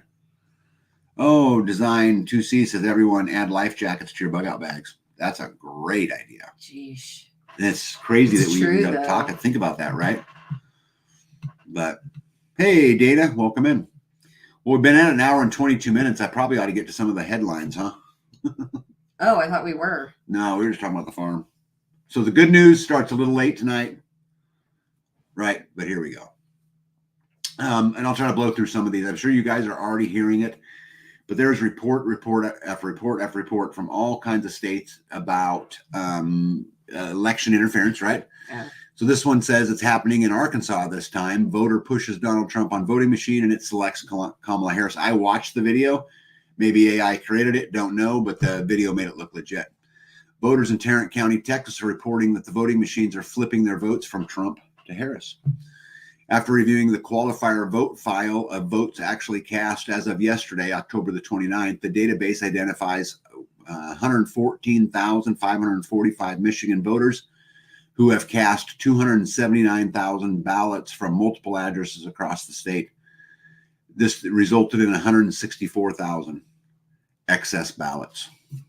What? Yeah, so they actually showed the report where like 6 people are voting out of the same house with the same address. Now, maybe 6 people actually live there, but I doubt that it happens, 279,000 times, right? That sure seems to be a lot. Amy B says, has anyone voted early? A lot of people I know have. I have not. I'm particularly waiting for a conversation that's going to go on tomorrow. And then after that conversation, I'll go vote. But we have not voted. B and I plan to vote on Monday. Vote early, vote often. I think vote early, vote once. Jesse keeps saying he's going to strap pontoons to the skids of our house. Yep. Everyone vote, please. Yep. I couldn't agree. Could not agree more. I don't think it's going to make much of a difference, but I'm going to vote anyway. Swing state Georgia rejects women early voting at 2 locations. Happening again, Levittown, Pennsylvania, voters are being told to just fill out their registration ballots and hand them to an election worker. They will put them into the machine later. Pennsylvania is doing everything possible to interfere with the election. Election interference. Voters in Kentucky are reporting not being able to select Trump on the voting machine. What's interesting about this is there's 6 or 7 states who are saying you can't select Trump, and that after 3 or 4 tries, it just automatically selects Harris. And again, who knows? Putin releases 4,000-page report exposing how elites have rigged the 2024 U.S. election. The U.S. presidential election has been rigged to ensure the people do not choose the president, according to Russian President Vladimir Putin, who has painstakingly compiled a 4,000-page report forensically detailing the crimes of the U.S. deep state and the global elites. According to Putin, the global elite believe the consequences of the U.S. election are far too important to allow the American people to decide the outcome. And the 4,000-page report lists Klaus Schwab, Barack Obama, Bill Gates, George and Alex Soros as co-conspirators in the plot against the USA. Putin has patiently gathered the evidence, but according to the Russian sources, he now believes the moment has arrived to expose the globalist deception and enlighten the public about the elite's true agenda. You know what I find so interesting about that article? There's something that comes out. You would think that Putin would much prefer a Kamala presidency because we'd be much weaker. Unless I see that wrong, but he is clearly, at least according to this, I didn't actually talk to Putin, so I guess I can't verify that he actually said these things, but you're right, though. That makes sense. Yeah, and I've been saying for a while that there may be something to the Xi Jinping, Putin, Trump fighting against the New World Order. There may be something to that we just don't understand yet. I don't know. That would make sense. It would kind of make sense, right? Newsweek's reporting that Trump's name is not seen on screen in California voting machine goes viral. Election fraud in Virginia, voter shows that they have Trump spelled incorrectly. And if you look at my little picture, they have his last name spelled wrong, right? As someone took a screenshot of it. A Washington woman has received 16 ballots at her apartment, each addressing a different name, but with the same apartment number. Voter intimidation. Mass police are threatening voters with arrest for wearing red hats that say "Make America Great Again." Voters are permitted to wear Antifa, BLM, Pride, and Palestinian hats and shirts, but not MAGA. Ryan says he did actually say he would benefit from a Kamala presidency. See, I think that too. So maybe there's something much bigger that we all just don't understand. Yeah, then why? Yeah, why would he be helping? I don't know. Hey, RN, good night to you. G. John says reverse psychology, can't vote for Trump if Putin supports him. Yeah, well, it's what's interesting. If that was the case, though, G. John, I would think that he would have mentioned Trump in this thing, because he really doesn't. He just talks about the deep state. I mean, I guess he mentions Barack, so maybe by association, maybe. Don't know. LJC says, I don't think Putin wants war, and he knows Trump isn't a neocon who is pushing for war. Have heard that Putin had bombers in the air, and our bombers told him to stand down, and he did. Conserve Friends says, Putin has lost so many people and equipment that he's ready to negotiate. Farm Branch Homestead, how are you? Says, I'm way behind on the live stream. Still listening to the part about attitude. A pastor I used to listen to said gratitude is the attitude that sets the altitude for living. I love that. I took pics of my ballot as I was voting, but was told others were told not to use their camels while voting. I had no issues. See, we're the conspiracy theorists, huh? Yeah, right. I think possibly they are baiting people and trying to get people to rise up for the DOD directive against American citizens. I could say, love runs rampant. I'm not going to comment on this, but there's a lot to be said right here. And you keep being you. I'm going to wear my "We the People are pissed off" hat. You should. Putin and Trump are nationalists, not globalists. Yeah, maybe he thinks that Trump will just, stay out of the way, or will just, make America great again and not worry about Russia. I don't know, but I think that article is very interesting to me for a whole bunch of reasons. Let me see. The Dominion machines affected nationwide, Jocelyn Benson says. This is a nationwide issue with Dominion voting machines hit by a voting bug. Votes will not be properly recorded. Here we go again. Breaking the ballot printer at the voting location in Lansdale, Pennsylvania, a suburb of Philadelphia, has failed. A voter in line said the printer doesn't work, so they don't have the ballot. She said the election worker gave everyone a form to fill out. What else? Man spotted dropping off an obscene amount of ballots in Northampton, Pennsylvania at the last minute. The man reportedly has a Rhode Island license plate. Why Rhode Island plates in Pennsylvania? Might be a logistical.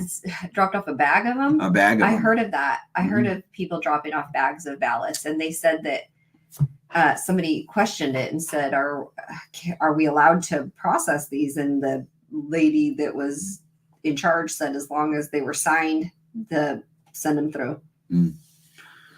Pennsylvania news station WNEP-TV mistakenly showed fake election results showing Harris had won the swing state. The outlet said the numbers seen on the screen were randomly generated test results sent out to help news organizations make sure their equipment is working. And I blew up the picture in the bottom right-hand corner, and it shows that Harris won Pennsylvania 52% to 47%. Oh, yeah. Right? This is from this picture up here, but I blew it up. And then I want to quote my buddy Bobby Spags, who says, so let's see, video has emerged of police shutting down voting in Pennsylvania 3 hours prior to the voting deadline. Trump sues and wins. Pennsylvania local news report Harris wins the state 52% to 47% prior to the actual election and claims it was an error. And early voting access has been restricted by Dominion voting machines in nationwide tech glitch.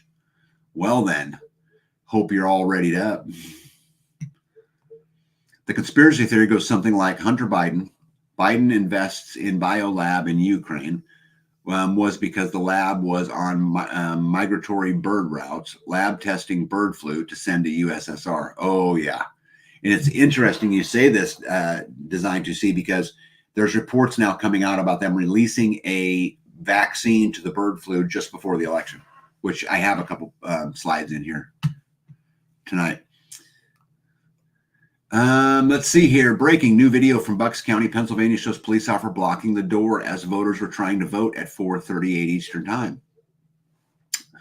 Foreigners who don't speak English were guided right past American citizens who were waiting in long lines to vote. One lady was told she's not in the system. The person told her, don't worry, we'll fix it. What happened to America? Man standing in line to vote is told he'll be arrested if he doesn't remove his Make America Great Again hat. What will happen if I do not take my hat off? The police said, if you refuse, you will be arrested and taken to jail. I'll be arrested for wearing a hat that says Make America Great. It doesn't say Donald Trump anywhere. And I watched this video, and the police officer said, yes, you will be arrested, you'll be taken down, and you'll be fingerprinted. Let's see. For wearing a hat. For wearing a hat that says Make America Great. Make America Great. Yeah. Mike Lindell and others have been saying to get rid of the machines. They need to get rid of the machines. I'm sure many of you know, but Biden, which is probably one of the biggest blows to the Harris campaign, Biden calls Trump supporters garbage during his Harris campaign call. I know most people have heard this, but what I find interesting, I watched the video of him saying that the supporters were trash, and then he backpedaled pretty quick and, said he wasn't talking about that, and they totally gaslighted everybody, right, on the whole deal. Tamber, I could not agree more. Could not agree more. All right. Arizona AG tells CBS anchors that they are looking to go after Trump for making death threats against Liz Cheney. The only issue being is that Trump never made a threat, which I find so interesting. He was talking about Liz Cheney, and he made a statement like, she hasn't, stood on stage and faced down a barrel of 8 guns, blah, blah, blah. I'd like to see her handle that. And so now all of a sudden they're saying that he threatened her, and they're totally, they totally spun it. But Nicole Shanahan, running mate to Robert F. Kennedy Jr., called out Joe Biden at the Tucker Carlson event in Arizona for wearing a panda suit. What? Does this ring a bell to you? So they had a Halloween party, and Joe Biden comes out dressed as a panda, and people are saying that they're mocking the panda eyes, from the Diddy stuff, right? And well, that's all the way back from. That was was before Diddy came out. Okay, so they had a Halloween party for kids at the White House, and Jill came out as a panda. Yep.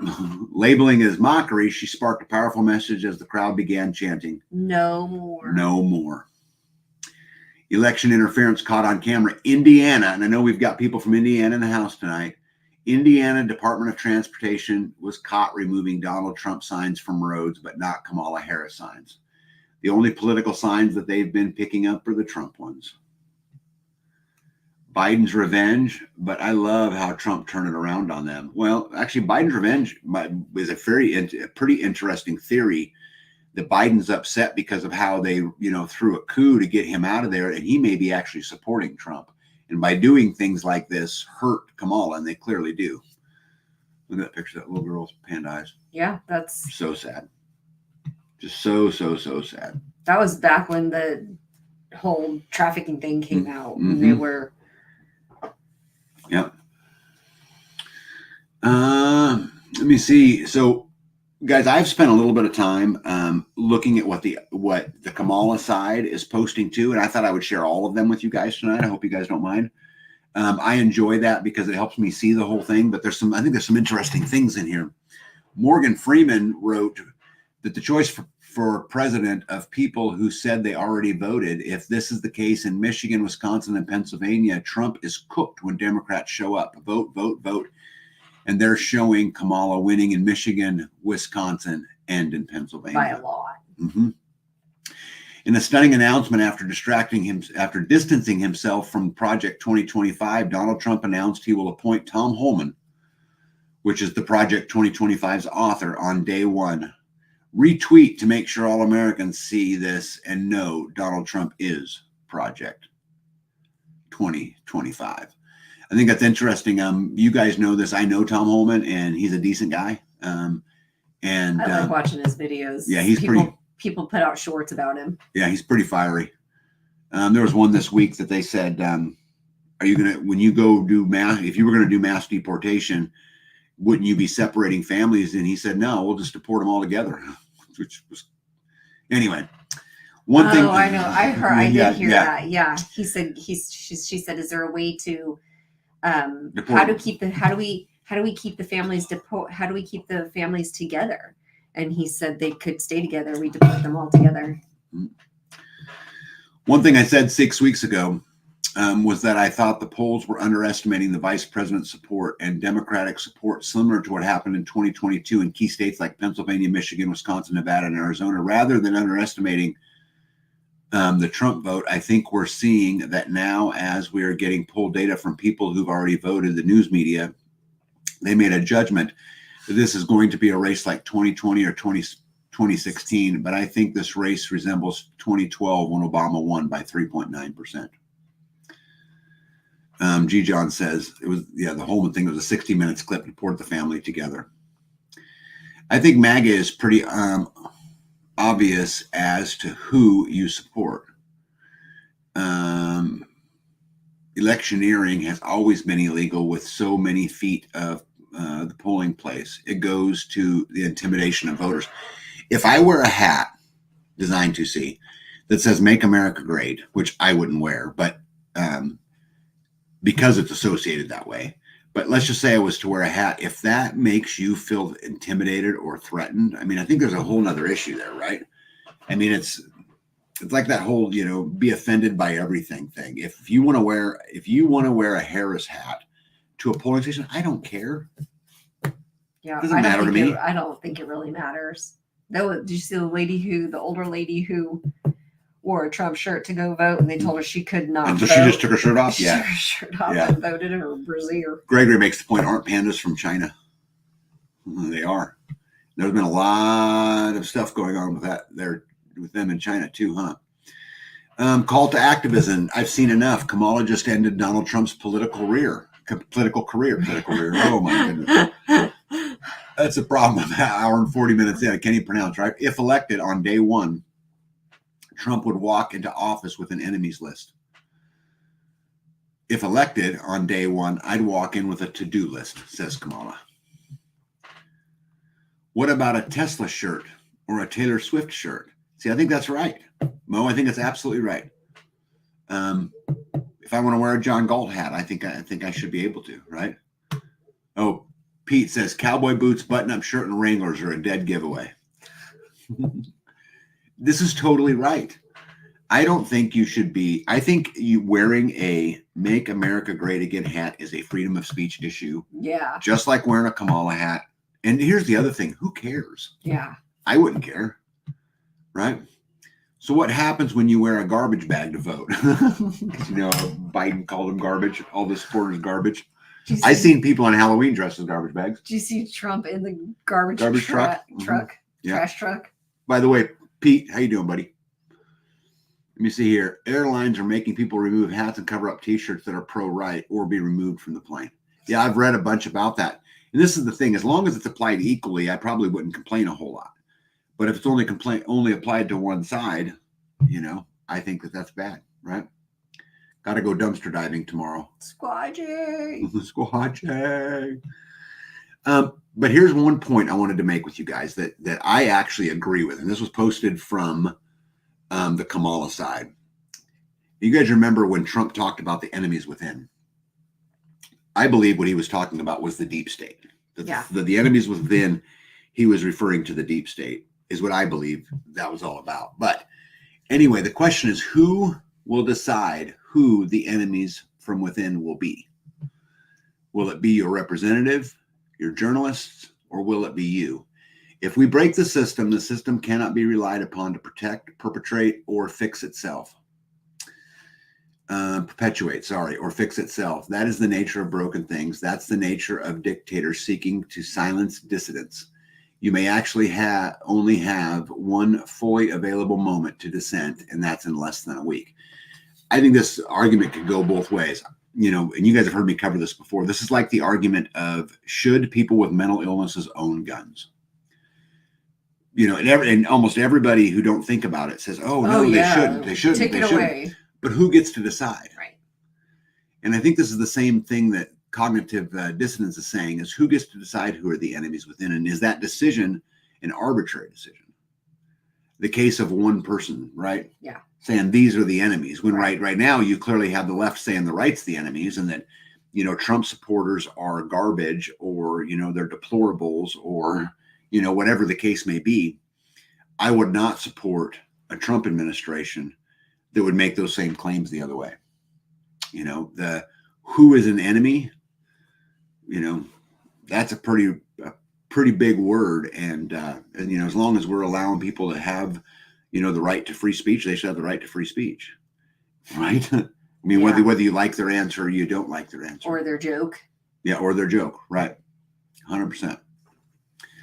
Let me see, Trump. Let's put Liz Cheney with a rifle standing there with 9 barrels shooting at her. Let's see how she feels about it when the guns are trained on her face.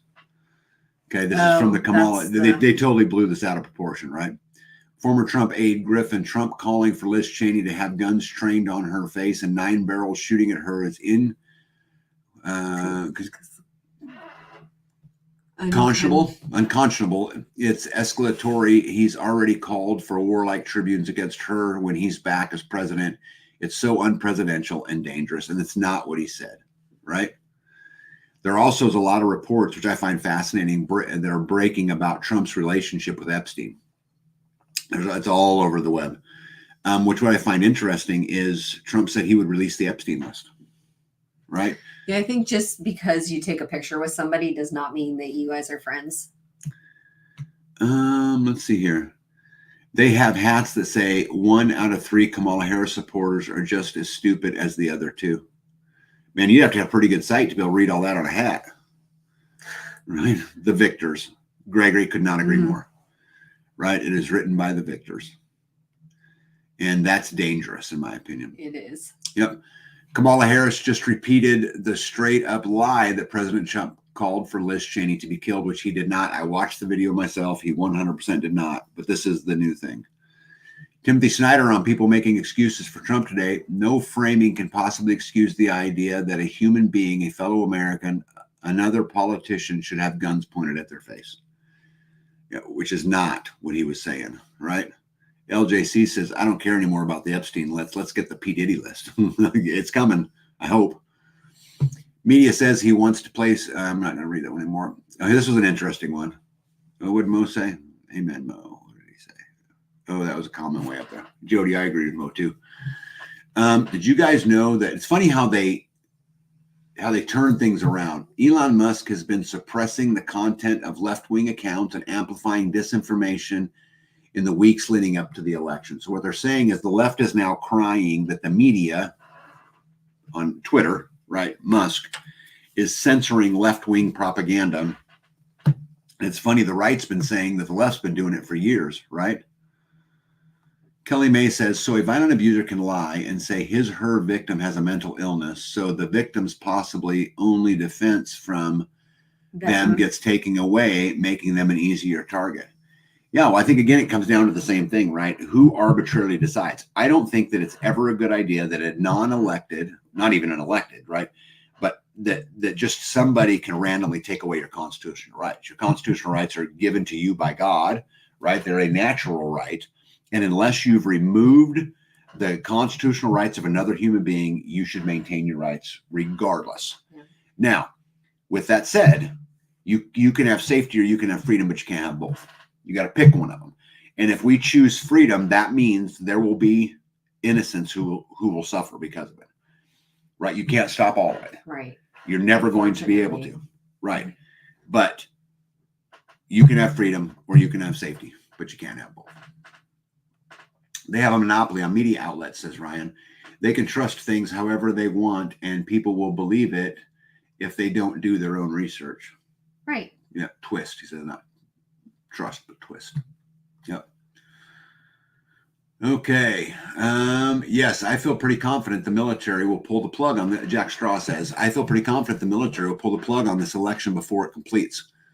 I was listening to Trump's 1 p.m. Eastern time rally in North Carolina just a few minutes ago, and he said 6 more days. Well, maybe 5, depending upon how you count it. No matter how you count it, today or not, it's definitely 6 more days until Tuesday, 11/6. This suggests that the plug gets pulled on Monday, 11/5.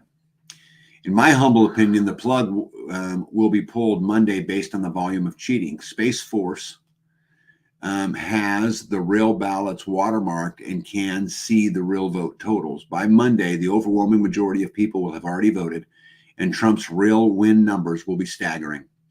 Trump has said repeatedly that an 11/6 will be the most historic political event, not election, in our nation's history. What is that? It's got to be way more than a presidential election that happens every 4 years. I think Brunson gets released too. The Space Force releases the real 2020 vote count as well, where Trump also won in a landslide. Trump gets reinstated immediately, and 388 people, including Biden, Harris, Pence, and 385 Congress members get arrested for treason for failure to follow the Constitution on January 6th, instead illegally certifying a fraudulent election. I see the NESARA, NESARA, announced either that same day or shortly thereafter. That's an interesting theory, huh? All right, where are we at here? Oh, that. Just like the red flag laws. My goodness. P. Diddy list has dropped. I seen a post that said that it had dropped, but I did not have a chance to go through it, so I don't know who's on it. A worse Who's list of black singers, rappers, and black and white Hollywood. Oprah's on the list. The Diddy list is all celebrities endorsing Kamala. Yep. Lazy Loper and I still think no election might get pushed back a while. I'm nervous about that, actually. I don't know if you guys seen this. I'm not going to read this whole article because it's long, and we've already been at it 1 hour and 48 minutes. But just wanted to point it out that Representative Marjorie Greene sounds alarm after Capitol Police conduct late-night casualty evacuation exercise with 12 helicopters buzzing over Capitol Hill. They are planning to maintain control of the Capitol. So what they're talking about is over the last couple of days, they've been doing with helicopters, they've been doing emergency practices at the White House in an effort of mass casualties. So they've been training for a bunch of casualties at the Capitol building the last few days, and we're just a few days prior to the election. And she goes on, you can look it up on the internet. Very interesting article that points out, keeping the house and what's going on and while they're doing it and all that stuff. But again, I won't read it because I got more slides to cover and we're closing in. Globalist-controlled federal agencies falsely claim Trump supporters are planning violent attacks during disputed election. Interesting how federal agencies are claiming that Trump supporters are going to be planning violent attacks, and yet they're planning for mass casualties at the White House. That's just an interesting coincidence, huh? Facing a Trump landslide too big to rig, Democrats have resorted to sabotaging the election process with hack attacks, fraudulent ballots, and voter intimidation. Civil War alert. Deep state planning to launch false flag attacks during contested election, just as Alex Jones predicted. U.S. intelligence agencies are telling law enforcement to brace for Trump supporters carrying out terrorist attacks. Well, you should have a head on a swivel anyway. You should absolutely anyway. I don't know if you guys seen this, but on Mount Pleasant, Pennsylvania, they did a Halloween parade, and there was one of the floats which had Donald Trump in a UTV, surrounded by Secret Service, behind it towing a chain with someone dressed like Kamala Harris on the back end of it. And dragging him? Well, that's what they're saying. She was walking behind it. Oh. But they're talking about, oh my goodness, they're dragging this black lady behind. And, of course, it's getting all kinds of attention, right? If you haven't seen it, you should look it up. We know Trump, and I put this in here just to kind of counter the Epstein thing, but we know Trump had a falling out with Epstein and kicked him out of Mar-a-Lago, they say. Epstein was inappropriate with a member's daughter. Epstein's story will never go away. It's just simply too big. Trump has vowed to release the Epstein files when he becomes president. Gregory says, so who's in charge? Your guess is as good as mine. The mass casualties will probably be non-Democrats. I think it's crazy that they're even planning for it. Where are we at here? How about this one? Federal regulators are now preparing for massive U.S. bank failures as $750 billion losses is now due. Guys, this is something I've been talking about a long, long time. I think that this is how they get to the digital currency, is by making the banks the bad guys. And so I would really be watching that stuff. There's a lot of things you can do. Don't put all your money in one bank. If you got to put it in the bank, put it in several banks. Make sure you have cash at home or wherever you store it. But I think this is a real concern, certainly something that I'm preparing for. Meanwhile, in Los Angeles last night, there are two clips, two LA locations same night. The first is a mob celebrating the torching of a bus, and the second, looters are ransacking the Nike's flagship stores. America's wild. California is the epicenter, and it's spreading. And I don't know if you guys have been watching all of this, but there's been a lot of this kind of stuff going on. Definitely keep your head on a swivel. Yeah, love runs rampant, says it's all coming, prep and pray. The first bail-in happened, Lindsay, Oklahoma. Really, LJC, I'd love for you to send me that article. You don't need to do that. I'll do it. I'll look it up. Hold on. I did not see that a bail-in happened. That's a big deal. Lindsay, Oklahoma. Jody says, my birthday is November 6th. Well, happy early birthday, Jody. Junk and Jody is on the election. Oh, my goodness. I have avoided going into Reno for a while now. I think I would just avoid any big mass public places. If you need to make a Sam's Club run, a Costco run, do it now. Don't wait, right? Just go do it and get it done. Love Run Ramp says mine too. Oh, pretty cool. Look at that. Happy birthday to you as well. All right, what do we got here? This is heart-wrenching to me, and I hope this isn't true, but I have found several sources on this. So Hurricane Helene victims are now being threatened to have their children taken away. DSS is threatened to take away children from parents in Western North Carolina because they're homeless. Red Cross, the ones that people donated millions of dollars to, has decided there's no longer a need for them in Western North Carolina and has started closing down their shelter with almost zero notice. Basically telling them to figure it out for themselves, and then having DSS come in and say, well, if you can't figure it out, I'm going to take your kids because you're homeless. You've got to be freaking kidding me. You have people over here trying to donate campers and tiny homes, but the county wants to fight people about having permits to put tiny homes down. You do not hate the Harris administration enough. Confirmed, the Wall Street Apes reports DCS is threatening to take Hurricane Helene victims' children. This girl just got in touch with both her family and friends in Western North Carolina. I said, please, for the love of God, tell me that this is not true. It's true, her friend said. She says as soon as the Red Cross and FEMA pulled out of the area, as soon as they pulled out, DCS comes in and starts evaluating these parents and starts telling these parents, if you don't get adequate housing, we're going to have to take your kids into state custody. Multiple examples are given in the video. Harris has left these people with nothing, and now they're getting their kids taken away. This is horrible. We have sent so much money to the Ukraine. We have spent so much money on this election on both sides, and yet we have people who, for no fault of their own, get hammered in a hurricane, and this is how we deal with it. They should all be ashamed of themselves. This is completely ridiculous. There's got to be a better way than this. You know, they didn't ask for that to happen. This is not a statement of being a poor parent. Horrible. Masio Parrott says, what a cover for child trafficking. Oh. Horrible. But just to cheer you up, American voters send this to everyone you know.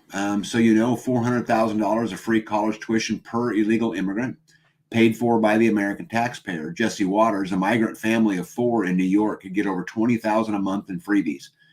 They're eligible for $500 a night for hotel, $130 a day for food. Having 2 kids in public school costs about $5,000 per month. We didn't even tack on Mayor Adams' $1,000 cash gift cards, free health care at the ER, free phones, free lawyers, and free college tuition. Meanwhile, taxpayers with jobs in New York pay $1,700 to live in a closet. Right? Right. Absolutely a shame. Let me see here. Kent says, don't forget all the money spent on illegal. Yeah. But that was good timing, huh? Conservative, we should celebrate somewhere since we are close. Yeah, you guys should absolutely. Oh, look at that. Grid Down's in the house. What's up, buddy? How are you? Guys, Grid Down, this is my partner in many things. And he's, I call him 86, but he is a super, super, super guy. Super glad he's here. Let's see here. Cabins for Christ is building 8 by 15 tiny homes. Yeah, I hope they can get them in there, right? Let's see here. You guys remember this story? We've been following this for a while. Lexi, she went in, if you guys remember, and they mandated that she get a whole bunch of them right away, right? Mm-hmm. And right, that the thing. Yeah, I'm trying not to say those things because I get in trouble all the time. Anyway, she's been struggling in recent days. She wakes up screaming every night. And you guys remember I've covered her a lot, right? She is tiring from the journey as an enduring through the process of removing dense skin from her head, shoulders, and knees. Lexi is still receiving treatment for her blood disorder, which she says unfortunately has the same side effects as chemotherapy. Lexi feels peace because she knows our Lord, our God, is watching over her and that her brothers and sisters in Christ are praying for her daily recovery. Keep the prayers coming. But here's the thing. Looking at this picture, although this is horrible, she's gotten a lot better, right? A lot better. Anyway, what else we got here? Okay, so some stuff going over in Europe that I thought you guys might find interesting. Germany passed a law that enables parents to transition their babies at the moment they're born. The Self-Determination Act, to be implemented November 1st, also imposes a $10,000 fine for exposing a transgender person's biological sex. So basically, Germany has made it legal for parents to start a transition of an infant. How would they know? It's because it's the parent. It's evil. It's completely evil. And then I'm sure you guys have followed the big floods going on in Spain. More footage of the aftermath following the Valencia floods in Spain. And just so you guys know how bad this was, right? We talk about crazy weather. They got a year's worth of rain in 24 hours. 20 inches fell in only 8 hours. Wow. In Spain, right? 65 dead and missing. A few months on, I still can't believe we live in a country in which social posts like this can get you 20 months in the slammer. So in the UK, there was a guy who posted a tweet or whatever it was on some social media platform that basically said, how are we paying these immigrants to, create violence and then we have to pay for it? And the United Kingdom government sentenced him to 20 months in prison for that tweet. Thought crimes, right? Thought crimes. And then lastly, but not least, I want you guys to know that Iran's supreme leader issues chilling vow this morning that said a huge attack on Israel is now imminent. And so this looks to be escalating. At the end of the day, guys, there's stuff going on all around us, right? And I would really encourage you, don't focus on the little things, right? Focus on the big pictures. You see, Design to See says, so there are parents with kids that live in RVs, on boats, and even semi-trucks. Yeah, I would love to help them. I don't know how to do it, but that is just such a shame. I think we should get to some good news. What do you think? That wasn't the good news? This is even better news. Oh. You ready? Okay. Trump pledged to parents who homeschool their kids that he will eliminate taxes on up to $10,000 a year per child on all costs associated with their child's education. If they're homeschooled? Yep. I will also work to ensure that every homeschool family is entitled to full access to all the benefits available to non-homeschool students, including participating in athletic programs, clubs, after-school activities, educational trips, and more. Yeah. Amazing, right? Would you say that's good news? Yeah, they should be doing. Not only are we getting an economic boom, but we're also getting an educational renaissance due to parents taking back their kids' education from Uncle Sam. If any of you and your family or friends are homeschooling their kids, please send this video out. I watched the video of him saying that he supports this, and I think this is a big win, and I hope it comes to be.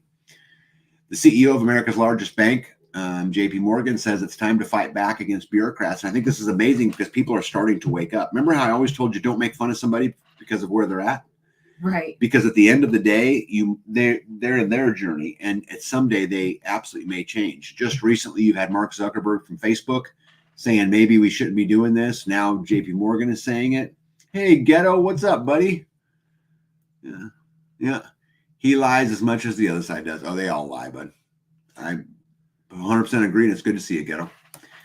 Let me see. Robert Kennedy Jr. just announced that President Trump has asked him to lead the reorganization of the CDC, the NIH, the US FDA, and parts of the USDA. Yep. Yeah, I want to address Ghetto here real quick on this. Ghetto, I'm going to tell you something. You know this. You've watched a lot of my lives, and you and I have talked a lot about this. And I'm not the biggest Trump fan. I think that we can do much better. One of the things, I'm going to vote for Trump on Monday. But really what I'm going to vote for is Robert Kennedy Jr. I'm going to vote for Tulsi Gabbard. I'm going to vote for all of that and hope that there's some hope left, even though, the logical side of me says there isn't. But that's why I'm going to do it. Let me see here. Most interesting thing is that Spain had canceled a multi-million-dollar contract to buy ammo from this Israeli firm, which is true. I read this. They pledged to stop selling and buying arms from that country, and then they get hit by the big flood. Yeah, lots of noise, but the election will happen. I just hope that whatever happens, that it's peaceful. I'd love to have a couple more years to work hard, Yeah. But most homeschool families don't want to claim anything from the government because then they can be controlled. Yeah, but if he just give me a $10,000 tax write-off per child for homeschooling, you'd see all kinds of. Think about it. Well, you'd see all kinds of co-ops pop up for sure. Right. Right. Breaking now, Trump just won the election by saying that he will give full back pay to all military who lost their job because of the thing. We're talking already about where they will come back and get their full paycheck. I don't know. I think my question would be, how do we pay for all of this stuff? That's right. This is a lot of claims. He's probably taking it from the others. He's probably taking it from the $500 a night and the $1,300 for food and right. Yep. I don't know where it's coming from. I'll be interested to see what the actual plan is for, where it's coming from. Oh, this is wonderful stuff. Check this out. So Idaho Health Board is the first in the U.S. to defy the CDC and the FDA by removing the thing liquid from the clinics. Idaho Southwest District Health will no longer be offering the thing after its board voted 4-3 last week to pull the liquids from the 30 location where it provides health care. Yeah, Dan says he will get it through tariffs, I believe, is his plan. I'd love to see him pull it off. Yeah, Ghetto says, sounds like Trump's going to print more money than he did last time, which everybody knows is more than any other president. And this whole pokey thing started with him as well. Yes, right? It did. This McCullough Foundation that reported this, I went out to see if I could find some other sources, and I found lots. Children's Health Defense Org, the Vigilant Fox, they're all reporting that Idaho is the first state in the union to pull it from the shelves. So I think that is absolutely wonderful news. Oh, that came out weird. Anyway, I wanted to share, guys, we're going to get out of here because it's 2 hours and 4 minutes. But I want to talk a little more about attitude before we go. I want to share a quote that came from Callie right before this live. And I just clipped it and put it up there, but just so you guys see it. She says, a positive mental attitude may not change what is happening to you, but having a positive mental attitude will change your experience of what's happening to you. I say this a lot because of my time with Darren in the hospice. If you guys know, many of you guys know her story, but her son was put in hospice, had 2 types of cancer, was only expected to live days. And she goes on to say, and how they thought I was in denial because I chose gratitude and to have a positive mental attitude. It made me think of your live. You can quote me tonight if you'd like. Love, Callie. Yeah, pretty awesome, huh? Yeah. She's right, though. Positive mental attitude is it takes you farther. It absolutely takes you farther. 4,096. Why? On my slide, didn't break the number apart, but apparently it did broke it apart. But I want you guys, I'm just curious if any of you can tell me what is 4,096 and what does it represent?